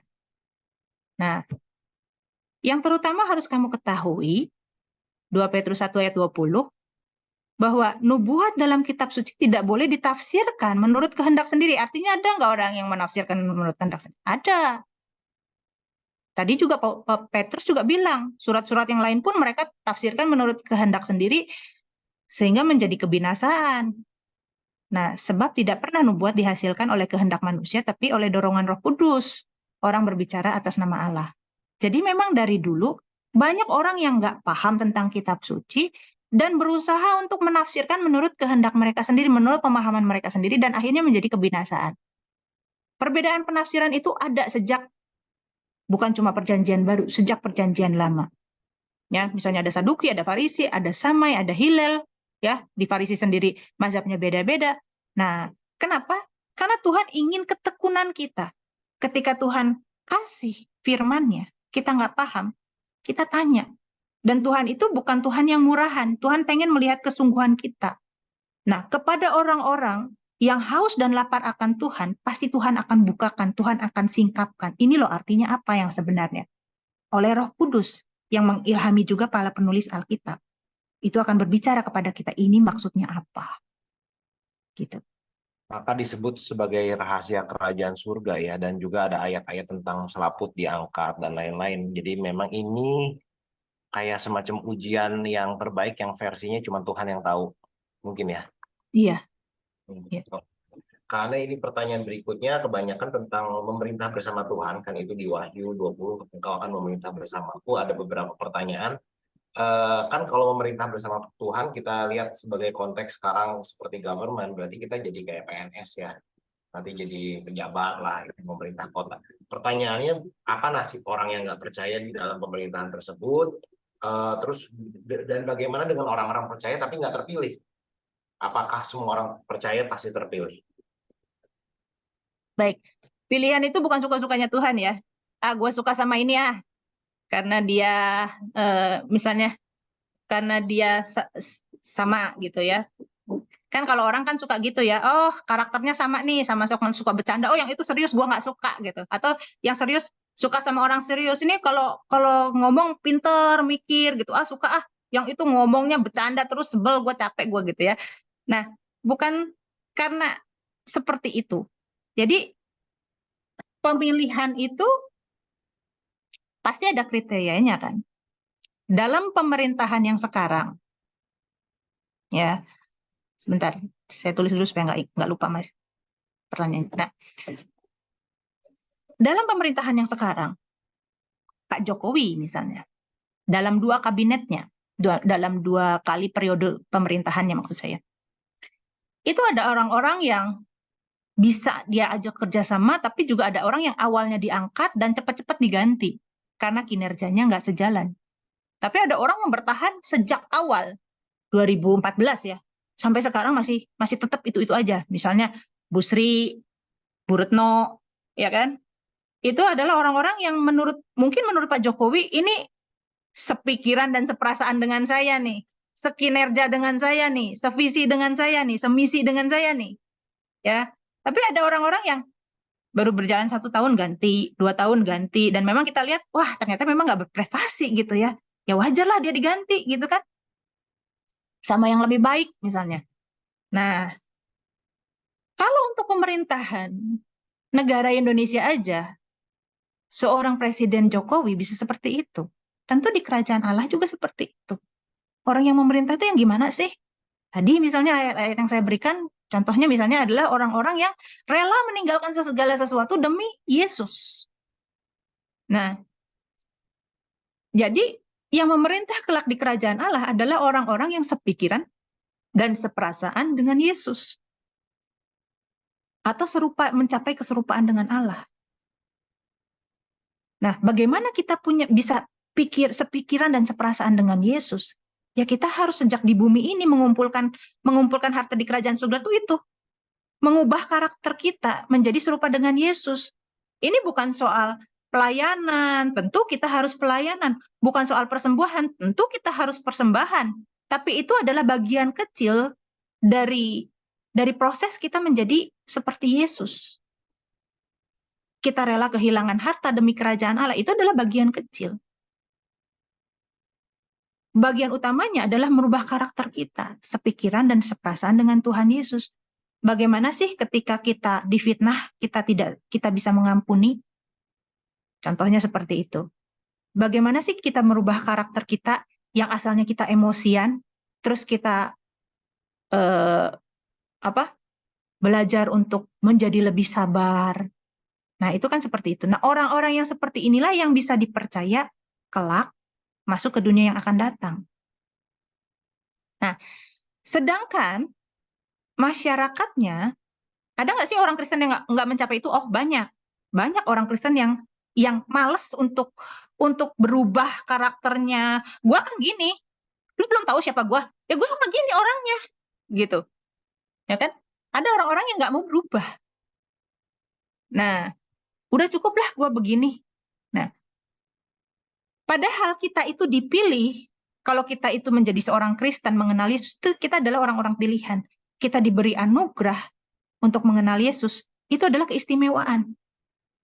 Misalnya ya, misal nih, Kak Ian ya, Kak Ian bisa nyekolahin anak nih misalnya sampai Amerika.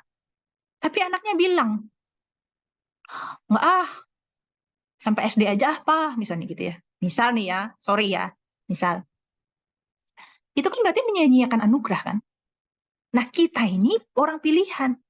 Seharusnya kita bisa mencapai itu, bukan sekedar jadi orang baik-baik aja ya. Pokoknya gua nggak ngelanggar moral umum, gua nggak korupsi, gua nggak masuk penjara. Udahlah biasa-biasa aja lah.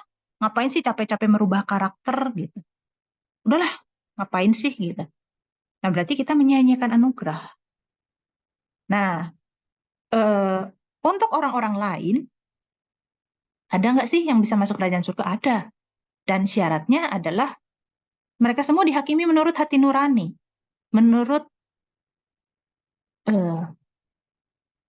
ini Ya,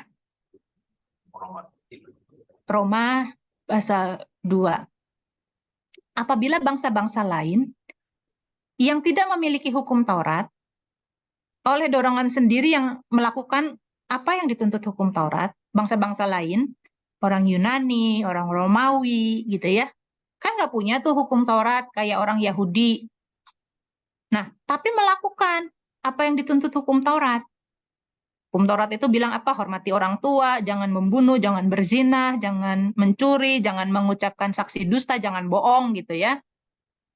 Maka walaupun mereka tidak memiliki hukum Taurat, mereka menjadi hukum Taurat bagi mereka sendiri. Dengan itu, mereka menunjukkan bahwa isi hukum Taurat tertulis di dalam hati nurani mereka. Nah, ini yang tadi saya bilang. Roh kita itu kekal, dan karakternya roh itu adalah nurani. Kan? Pernah nggak sih kita dengar gini ya? Kok tega ya ngebunuh mamanya sendiri ya? Di mana nuraninya gitu kan ya? Nurani. Kalau udah melekat di nurani itu udah sulit untuk berubah, dan nurani inilah yang kita hadapkan ke hadapan Tuhan. Nurani semua manusia, bangsa-bangsa lain nih, yang punya hukum Taurat, yang nggak punya, semua itu menghadap Tuhan dengan membawa nuraninya. Oleh karena itu, sejak kita hidup di bumi, kita harus mengubah karakter jiwa kita supaya mewarnai nurani kita. Nah, nurani kita itu jadi berubah, jadi baik, jadi berkenan di hadapan Tuhan. Nah, orang-orang yang punya nurani yang baik inilah ya akan dihakimi, menghakimi semua yang tersembunyi dalam hati manusia oleh Yesus Kristus. Ada orang-orang yang dihakimi menurut nurani. Jadi kalau dia tidak membahayakan sesama manusia, dia masuk ke dunia yang akan datang seperti orang-orang Yahudi yang taat pada Taurat. Nah, itu yang dinamakan itu yang dinamakan sebagai masyarakat kerajaan surga. Ada pemerintahan di kerajaan surga, ada.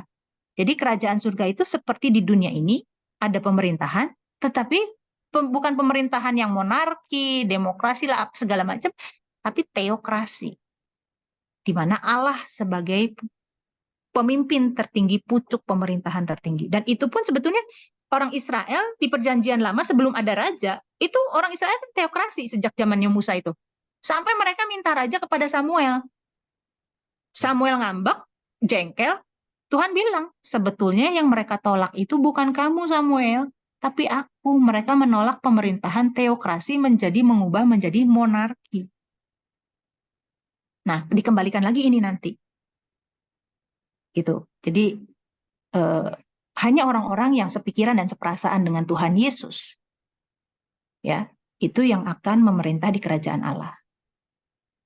Nah, berarti kalau kita melihat dari justification by faith and work, berarti seolah-olah ini nanti setelah keselamatan itu bakal ada level ya. Jadi yang sudah diselamatkan hanya karena percaya tapi nggak ngapa-ngapain, mungkin jadi rakyat biasa. Tapi kalau yang sudah sehati sepikiran sama Tuhan dipanggil untuk jadi pemerintah, apakah seperti itu pengertian kamu? Ya, memang ada level iman. Oke. Memang ada level iman di Yohanes 8 ayat 31. Tetapi kata Yesus, jawab Yesus kepada orang-orang Yahudi yang percaya kepadanya. Orang-orang yang Yahudi melihat mujizat Yesus, dan mereka kemudian percaya, wah, ternyata engkau ini betul ya, Mesias ya. Terus Tuhan Yesus bilang, kepada orang-orang Yahudi percaya kepadanya, kalau kamu tetap tinggal dalam firman-Ku, maka kamu betul-betul murid-Ku. Tinggal dalam firman itu gimana? Ya taati firman. Bukan sekedar secara mistik tinggal di dalam firman gitu. Tapi taati firman. Nah, ini pertanyaan berikutnya, bagaimana dengan iman keluarga? Kan ada ayatnya, jika engkau percaya maka engkau dan seluruh keluargamu akan diselamatkan. Jadi ada beberapa pertanyaan mengenai bagaimana dengan anak-anak yang sudah duluan nggak ada, apakah iman dari orang tuanya itu yang percaya kepada Tuhan bisa menyelamatkan keluarganya juga. Dan ini ada pertanyaan juga tentang suami istri, apakah status pernikahan itu juga menjadi berkaitan dengan status keselamatan. Kan ada yang iman suami istrimu ya akan menyelamatkanmu. Itu nggak salah ya. Iya. Jadi gini, kita itu datang sendiri, pulang juga sendiri, ya. Walaupun itu orang tua, dikatakan dalam firman Tuhan itu anak. tidak akan menanggung hukuman bapaknya. Seorang bapak tidak akan dihukum karena kesalahan anaknya. Perlu nggak saya bukain ayatnya? Soalnya nggak perlu ya. Jadi seorang anak itu di Perjanjian Lama ya, di kitab nabi-nabi, tidak akan dihukum karena kesalahan bapaknya. Seorang bapak juga tidak akan dihukum karena kesalahan anaknya. Nah, mengenai kisah Paulus di dalam penjara itu, terjadi kan mujizat yang luar biasa, gempa bumi, sehingga penjara itu lepas semua. Si kepala penjara itu begitu ketakutan dan dia mau bunuh diri. Nah, tapi Paulus bilang, jangan katanya ya. Kita ini ada di sini semua, kita nggak pada kabur kok. Nah, semua tahanan-tahanan kok nurut sama Paulus ya, nggak kabur ya. Padahal kan tahanan-tahanan yang lain bisa kabur juga. Dan kalau tahanan yang lain kabur, tentu si kepala penjara ini harus mempertanggungjawabkan gitu. Tapi ketika mujizat itu terjadi, gempa bumi, bukan cuma Paulus yang lepas, tapi semua penjara itu terbuka. Tapi tahanan-tahanan yang lain ternyata enggak kabur. Nah, itu kan suatu mujizat. 2 kali mujizat ya, gempa bumi dan kemudian tahanan enggak kabur. Nah, ketika itu terjadi, si kepala penjara ini yang tadinya mau bunuh diri, dia bilang, saya mau percaya sama Tuhan. Dan kemudian mereka makan bersama dan Paulus menginjil di situ. 1 orang bertobat semua. Itu adalah kasus khusus. Kenyataannya, iman itu tidak ngikut, entah ngikut suaminya, entah ngikut bapaknya, enggak kan? Kenyataannya banyak yang istri suaminya nggak mau bertobat, udah didoain juga nggak mau bertobat. Atau misalnya bapak doain anaknya nggak mau bertobat. Anak doain bapaknya ternyata nggak mau percaya gitu. Kenyataannya kan seperti itu. Jadi kita itu dihakimi masing-masing, bawa diri masing-masing. Nah, masalahnya adalah ketika Adam jatuh ke dalam dosa, semua keturunannya, semua manusia di bumi ini otomatis membawa kodrat dosa. Karena 1 orang, Adam. Nah, kalau Tuhan Yesus hanya bisa menebus, membeli sebagian orang, maka betapa lebih besar kuasa Adam daripada kuasa Tuhan Yesus. Tuhan Yesus membalikan apa yang dilakukan Adam, membalikan keadaan. Adam membuat semua manusia jatuh dalam dosa. Tuhan Yesus memikul semua dosa manusia. Jadi, sebelum saya berbuat dosa, bahkan sebelum saya lahir, Tuhan Yesus sudah menebus dosa saya. Bukan berarti semua manusia rame-rame masuk surga. Enggak. Ya, dosa sudah ditebus. Tetapi yang diampuni, yang dilayakan masuk, itu diseleksi sama Tuhan. Seleksinya menurut apa? Menurut nurani. Tuhan bilang, yang ini nih, benar, boleh masuk ke dalam kerajaanku. Yang itu. Walaupun semua dosa itu, semua manusia itu sudah dibeli sama Tuhan Yesus. Ditebus, itu kan dibeli. Seperti budak ya. Jadi lambang dosa dalam Perjanjian Lama itu punya hutang, sampai akhirnya jadi budak. Gitu kan. Nah, kemudian Tuhan Yesus tuh membeli semua manusia. Semua manusia jadi miliknya nih sekarang. Tapi diperkenan atau tidak diperkenan, karena semua manusia miliknya Tuhan Yesus, sudah ditebus, sudah menjadi milik Tuhan Yesus, maka dialah yang menentukan yang ini yang masuk surga, yang ini yang masuk neraka. Ketentuan penghakimannya menurut apa? Di Alkitab ayat-ayat itu mengatakan bahwa kita dihakimi menurut perbuatan kita, atau di Roma itu dikatakan menurut nurani kita. Nah, ini berikutnya berarti apakah iblis dan orang-orang atau roh-roh yang bikin neraka itu kan karena surga itu fisik. Berarti apakah neraka itu nanti juga jadi fisik, jadi bisa merasakan penderitaan? Fisik. Ya, neraka itu fisik. Sebentar, saya perlu bukain ayatnya ya, karena saya ternyata lupa ini ya. Nah, 2 Petrus 3 ayat yang ke-10 ini ya. Tetapi hari Tuhan, hari kedatangan Tuhan yang kedua tentunya maksudnya ya, akan tiba seperti pencuri. Pada hari itu, langit akan lenyap dan gemuruh yang dahsyat dan unsur-unsur dunia akan hangus dalam nyala api. Bumi ini dan segala yang ada di atasnya akan hilang lenyap. Tentu bukan hilang, tetapi dibakar ya. Nah, jika segala sesuatu itu hancur secara demikian, betapa suci dan salehnya kamu harus hidup. Nasihatnya Petrus kepada orang percaya, betapa suci, penekanan sekali, betapa suci dan salehnya kamu harus hidup, yaitu kamu yang menantikan dan mempercepat kedatangan hari Allah. Jadi ternyata kita itu bisa mempercepat atau sebaliknya memperlambat kedatangan Tuhan. Ya. Pada hari itu langit akan binasa dalam api dan unsur-unsur dunia akan hancur karena nyalanya. Langit akan binasa dalam api dan unsur-unsur dunia akan hancur karena nyalanya. Jadi inilah neraka, bumi inilah neraka. Yang ditinggal di bumi inilah ditinggal di neraka. Sementara orang yang akan masuk ke surga diangkat dari bumi ini, dipindahkan ke langit dan bumi yang baru. Tetapi sesuai dengan janjinya, kita menantikan langit dan bumi yang baru di mana terdapat kebenaran. Bumi ini jadi neraka, hancur dengan api. Yang tadi saya katakan, di dalam dunia ini kan intinya kan memang api, belerang. Itu yang mungkin keluar semua. Nah, dan kematian ya. Dan juga kenapa iblis itu di Alkitab ditulis pakai huruf besar ya? Ini ada yang tanya. Karena nama. Jadi gini, lucu ya. Saya pikir saya pengen nanya gitu sama penerjemahnya LAI. Tapi ya TB2 udah keluar ya. Kenapa sih Satan ya, Satan dalam bahasa Ibrani, bahkan dalam bahasa Yunani juga kadang-kadang disebut Satan, nama itu keluar. Tapi di Indonesia diterjemahkan iblis gitu, bukan setan, iblis. Jadi bahasa Ibrani Satan diterjemahkan di Indonesia iblis. Sedangkan roh-roh jahat, daimonia dalam bahasa Yunaninya itu, atau unclean spirit dalam bahasa Inggrisnya itu diterjemahkan menjadi setan gitu. Jadi bingung saya juga. Jadi dalam bahasa Ibrani setan jadi iblis, tapi roh-roh jahat jadi setan-setan gitu. Nah, kenapa pakai huruf besar? Karena itu kalau itu Satan, itu biasanya mengacu kepada Lucifer atau pemimpin tertinggi. Sedangkan kroco-kroconya, pengikut-pengikutnya atau malaikat lain yang jatuh, itu adalah roh-roh jahat. Gitu. Jadi pakai huruf besar karena nama pribadi.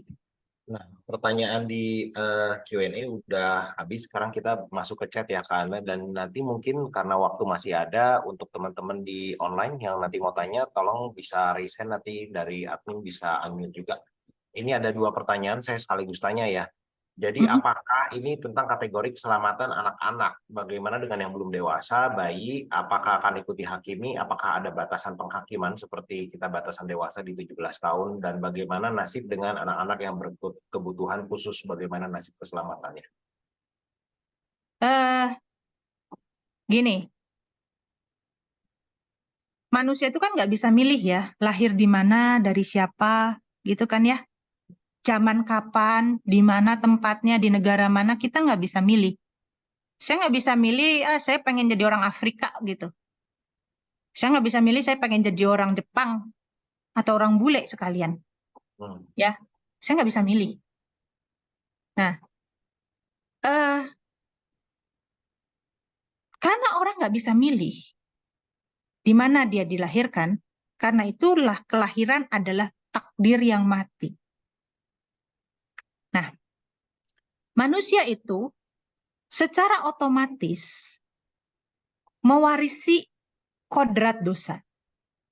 Dikatakan di dalam kitab Roma, semua manusia sudah berdosa dan kekurangan kemuliaan Allah. Itu arti bahasa aslinya.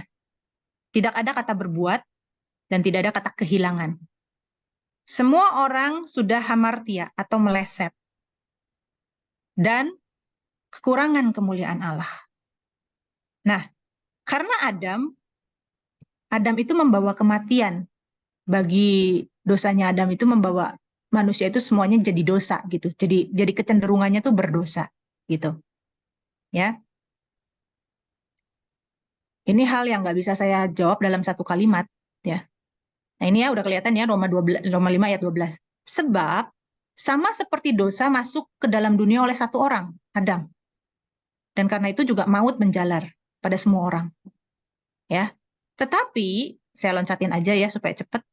15, karunia Allah tidak sama dengan pelanggaran Adam. Sebab jika karena pelanggaran satu orang, semua orang telah jatuh dalam kuasa maut, jauh lebih besar kasih karunia Allah yang dilimpahkan atas semua orang karena satu orang, yaitu Yesus Kristus.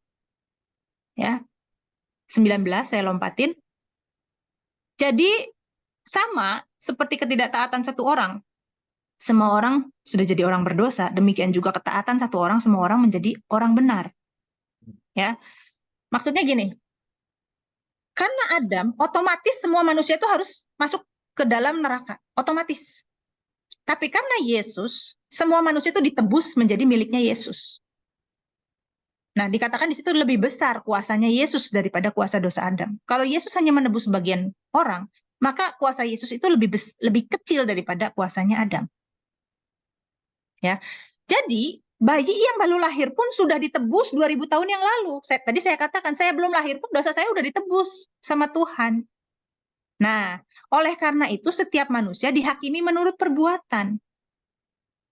Manusia itu dihakimi menurut perbuatannya. Ada nggak sih manusia itu dihakimi menurut doktrin, menurut iman? Nggak ada. Karena iman itu dinyatakan dalam perbuatan. Kata surat Yakobus begitu, iman tanpa perbuatan, iman yang mati. Jadi iman itu juga dinyatakan dalam perbuatan, dan manusia dihakimi menurut perbuatan. Nah, masalahnya adalah bayi yang baru lahir, udah berbuat apa dia? Ada perbuatannya yang bisa dihakimi? Enggak. Dan dia sudah ditebus Tuhan, ya sudah. Dia pasti masuk surga. Kalau enggak, misalnya, dosa Adam yang nggak ditebus gitu ya di dalam dirinya dia, kan ketika dia mati misalnya, tiba-tiba dia sadar di kekekalan, nggak pernah dia sadar di bumi ini ya, dia tiba-tiba sadar udah di kekekalan, misalnya bayi lahir gagal jantung, hidup cuma sehari 2 hari mati gitu kan, tahu-tahu sadar-sadar di kekekalan, di penghakiman Tuhan kamu masuk neraka. Kenapa? Iya, ma bapak kamu sih jahat, korupsi, pelacur, misalnya kayak gitu. Hah, emang siapa ma bapak gua gitu? Atau misalnya gara-gara Adam, emang siapa Adam? Kenalan dulu dong siapa Adam gitu kan? Ya kamu sih lahir jadi anaknya orang nggak bener gitu. Mama kamu nggak bener. Kamu jadi anaknya orang nggak bener. Kamu harus masuk neraka. Loh, kan yang taruh gue di perutnya emak gue kan kau Tuhan.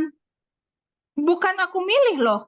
Gitu. Kenapa Tuhan kok jahat taruh saya di situ? Kenapa Tuhan nggak taruh saya di eh, jadi anaknya Bu Heni sama Pak Jojo misalnya kayak gitu, kan jadi pertanyaan kan kayak gitu. Nah, jadi semua manusia itu sudah ditebus dan manusia akan dihakimi menurut perbuatan. Nah, masalahnya Mbak Yeni kan belum berbuat apa-apa.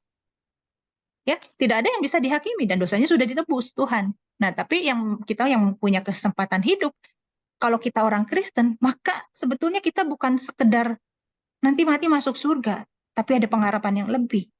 Kita memiliki kesempatan dimuliakan bersama dengan Tuhan Yesus. Nah, bagaimana dengan orang-orang kebutuhan khusus? Itu kan hidup. Itu kan berbuat sesuatu dalam hidupnya.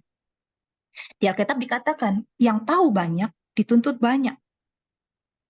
Tetapi hamba yang tidak tahu kehendak tuannya, melakukan apa yang mendatangkan hukuman akan menerima sedikit hukuman. Sedangkan hamba yang tahu kehendak tuannya, tapi dia tidak melakukan apa yang dikehendaki oleh tuannya akan mendatangkan banyak hukuman. Atau ayat yang lain. Pada hari penghakiman, tanggungan Tirus dan Sidon, atau Sodom dan Gomora, itu lebih kecil daripada kamu, hai Korazim dan Betsaida. Dikatakan gitu kan. Kenapa? Karena kalau di Tirus dan di Sidon, aku melakukan seperti ini, mereka pasti udah bertobat. Seperti ketika Yunus datang ke Niniwe, mereka bertobat. Tapi Yunus di Yerusalem, mereka nggak bertobat. Yunus datang ke Niniwe, mereka langsung ketakutan. Iya, ada penghakiman ya. Iya, kita tobat, gitu kan. Di Tirus dan di Sidon, kalau aku melakukan seperti yang mujizat seperti di sini, di Korazim dan Betsaida, mereka pasti udah tobat. Nah, orang yang tahu banyak dituntut banyak. Atau misalnya, dikatakan di surat lain, janganlah ada yang mau menjadi guru. Karena guru tahu banyak kan, akan dihakimi dengan ukuran yang lebih berat itu buat saya. Karena saya lagi menggurui Bapak Ibu dan Saudara. Saya dihakimi menurut hukuman yang lebih berat loh. Menurut apa standar yang lebih berat loh. Ya, tapi supaya nggak berat-berat amat, maka saya membagikan pengetahuan saya sama saudara ya, supaya saudara juga dituntut dengan hukuman dituntut dengan tuntutan yang sama gitu ya. Berbagi pengetahuan kita ya, hati-hati nih. Tambah banyak pengetahuan, tambah berat tuntutannya nih, ya. Belajar sih senang aja, belajar tuh harus dilakukan loh, bukan cuma untuk mengisi ini aja loh, ya. Jadi orang yang tahu banyak akan dituntut banyak. Nah, coba dihukum Indonesia aja ya, dihukum dunia ini aja. Orang kalau gangguan kejiwaan, bisa nggak sih dituntut atas kesalahannya dia? Paling juga dimasukin rumah sakit jiwa, bukan penjara. Nah, begitu juga Tuhan, ya. Tentunya orang-orang kebutuhan khusus ini kan ya, ada orang-orang yang mungkin tidak sadar. Beda lah penghakimannya dengan orang-orang yang normal gitu.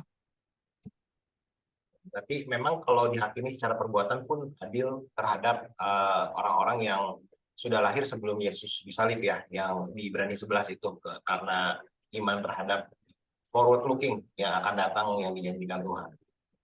Iya, jadi ya orang-orang ada yang namanya orang Ibrani sampai sekarang, orang Yudaisme, orang Yahudi, orang Yudaisme sampai sekarang itu punya yang namanya pemahaman bahwa orang di luar orang Yahudi kan yang jadi Yudaisme itu kan hanya orang-orang Yahudi atau keturunan Yahudi.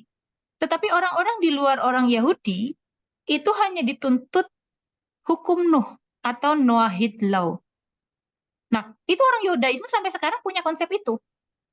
Saya ini bukan orang keturunan Yahudi, saya orang Tionghoa Sunda.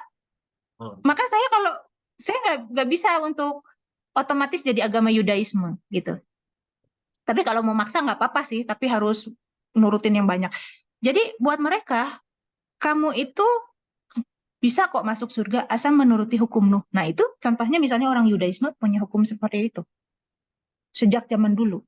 Itu adalah pengajarannya Maimonides yang hidup di abad ke-10, seorang rabi Yahudi, Maimonides. Dia bilang orang-orang non-Yahudi itu cuma dituntut hukum Nuh, 7 hukum Nuh. Sedangkan orang Yahudi harus mengikuti 613 hukum mitzvot.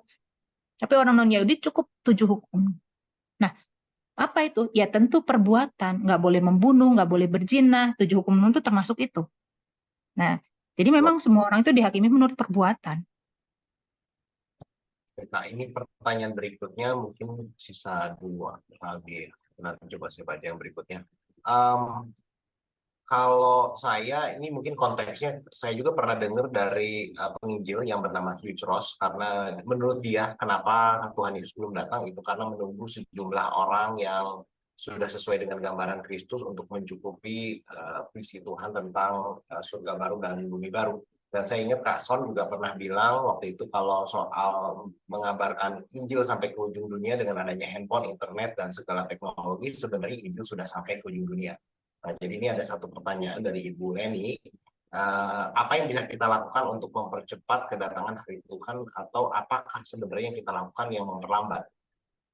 Kenapa kok enggak Tadi kan datang? di surat Petrus itu dibilang, betapa suci dan salehnya kamu harus hidup. Ya. Atau misalnya, tadi betul katanya Hugh Ross itu ya, jadi gini, ini misalnya ya di Wahyu 6 ayat 11. Ya, ini adalah teriakan dari para martir. Dan ketika anak domba itu, dari ayat 9 dulu ya, saya baca ya. Ketika anak domba itu membuka materai yang kelima, aku melihat mesbah jiwa-jiwa mereka yang dibunuh oleh karena firman Allah dan karena kesaksian yang mereka miliki. Jadi mengikut Tuhan, dan kemudian mereka dibunuh, martir ya. Dan mereka berseru dengan suaranya ini, berapa lama lagi ya penguasa yang kudus dan benar, engkau tidak menghakimi dan tidak membalaskan darah kami. Kan kalau datangnya hari Tuhan yang kedua itu ada penghakiman, ada pembalasan terhadap musuh-musuh Tuhan gitu kan. Berapa lama lagi engkau tidak menghakimi dan membalaskan darah kami kepada mereka yang diam di bumi. Ayat 11 poinnya, dan kepada mereka masing-masing diberikan sehelai jubah putih, dan kepada mereka dikatakan bahwa mereka harus beristirahat sedikit waktu lagi hingga genap jumlah kawan-kawan pelayan dan saudara-saudara mereka yang akan dibunuh sama seperti mereka. Hingga genap jumlah. Berarti memang ditunggu jumlah tertentu. Ya, ditunggu jumlah tertentu orang-orang yang rela mati demi Tuhan. Nah, masalahnya kan sekarang di dunia yang sekarang ini kan semuanya dikit-dikit hak asasi, ya kan? Nggak ada tuh, ya ISIS juga udah kalah kok. Kekuatannya udah sangat mengecil. Nah, di bagian kecil aja yang mereka betul-betul dibunuh. Saya buka satu ayat lagi ya. Di Wahyu 12, kelihatan ya, Wahyu 12. Nah, Dan mereka mengalahkan dia, mengalahkan setan. Oleh apa? Oleh darah anak domba dan oleh perkataan kesaksian mereka. Jadi setan itu dikalahkan. Pertama, Yesus mengalahkan setan dengan kematiannya. Dan kedua, kesaksian kita itu mengalahkan setan juga.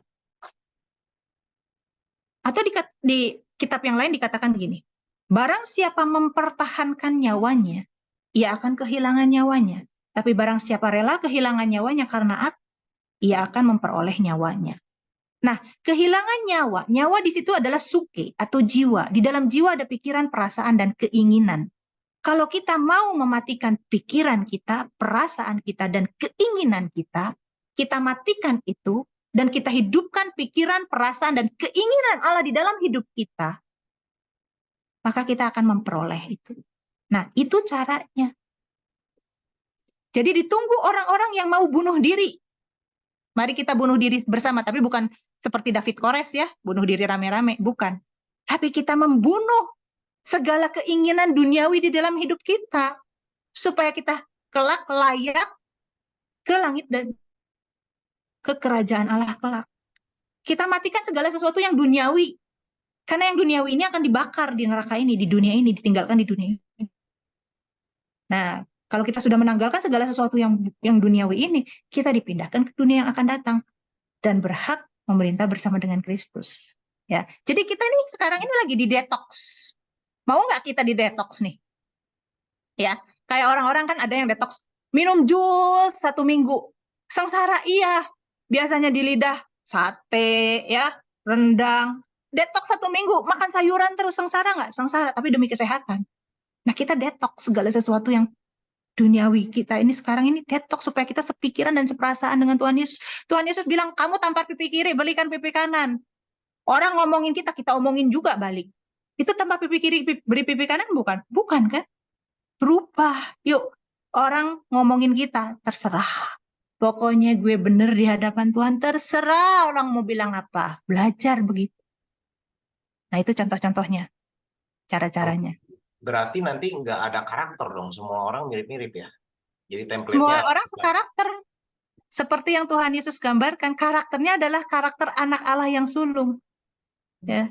Kita dipanggil supaya apa di Roma 8 ayat 29?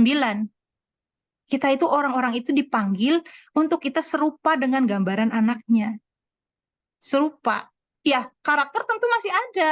Kepribadian maksud saya. Tapi sekarakter.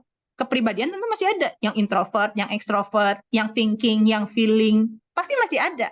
Kita unik, bukan kayak robot semua. Tapi karakter kita yang mau mengampuni, yang lemah lembut. Ya, lemah lembutnya orang Batak sama orang Jawa kan beda. Orang Jawa mungkin nggak bisa teriak-teriak kayak orang Batak. Tetapi misuhnya dalam hati.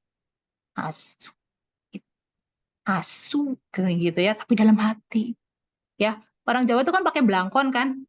Ada falsafahnya kan itu. Kembangan depan, kembangan pinggir, bendol buli.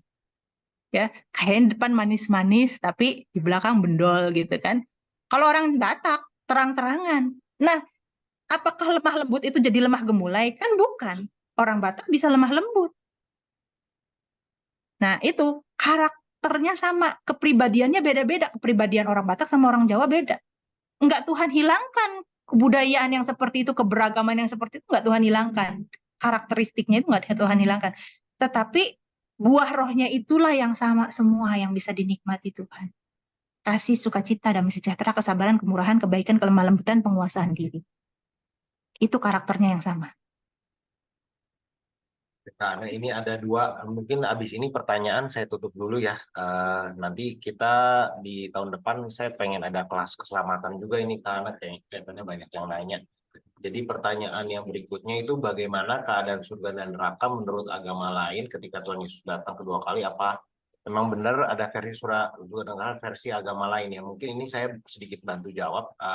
Jadi kalau di apologetika itu atau di Kekristenan kita percaya hanya ada satu worldview yang kebenaran karena kebenaran itu pasti cuma ada satu. There's only one ultimate truth yang kita bisa discover dari dunia ini dan dari semua bukti yang ada dan bukti-bukti ini mengarah kepada 3 kepercayaan. Hanya ada monoteis, panteis ataupun ateis ya, akhirnya nggak percaya agama. Nah, jadi untuk agama lain memang mereka tidak ada gambaran neraka. Kalau Buddha misalnya kita jadi hilang dan nirvana. Kalau Hindu mereka ada kepercayaan masing-masing, nanti mungkin bergabung dengan 1000 Tuhannya mereka. Tapi fakta bahwa bumi dan sejarah dari kemanusiaan ini sudah bisa dibuktikan oleh Alkitab. Jadi kita hanya percaya satu kebenaran versi Alkitab. Nah, jadi mungkin itu jawabannya. Jadi surga neraka yang kita percaya itu adalah gambaran versi Kristen. Dan berikutnya pertanyaan adalah bagaimana dengan bayi yang lahir dari rahim yang bukan Kristen, ketika bayi tersebut lahir beberapa hari kemudian meninggal dunia, apakah nasib dari anak tersebut? Tadi udah dijawab ya. Ya, udah. Jadi bayi yang lahir langsung mati itu kan dosanya udah ditebus sama Tuhan. Dia belum berbuat apa-apa. Mau dihakimi perbuatan apa? Nah, berarti otomatis masuk kerajaan surga. Iya, Dan nanti masuk ke dalam sebuah komunitas yang sudah tidak ada dosa ya. iya. Oke. Jadi nanti dia dididik dengan orang-orang yang ya baik-baik gitu, bukan orang-orang jahat lagi. Kan kalau di bumi ini kan mungkin dia dididik sama orang tua yang jahat, jadinya karakternya jahat gitu kan. Oke, kalau gitu karena terima kasih atas pelayanannya hari ini. Itu pertanyaan terakhir dan Yesus berkati, saya serahkan ke Resa untuk pengumuman.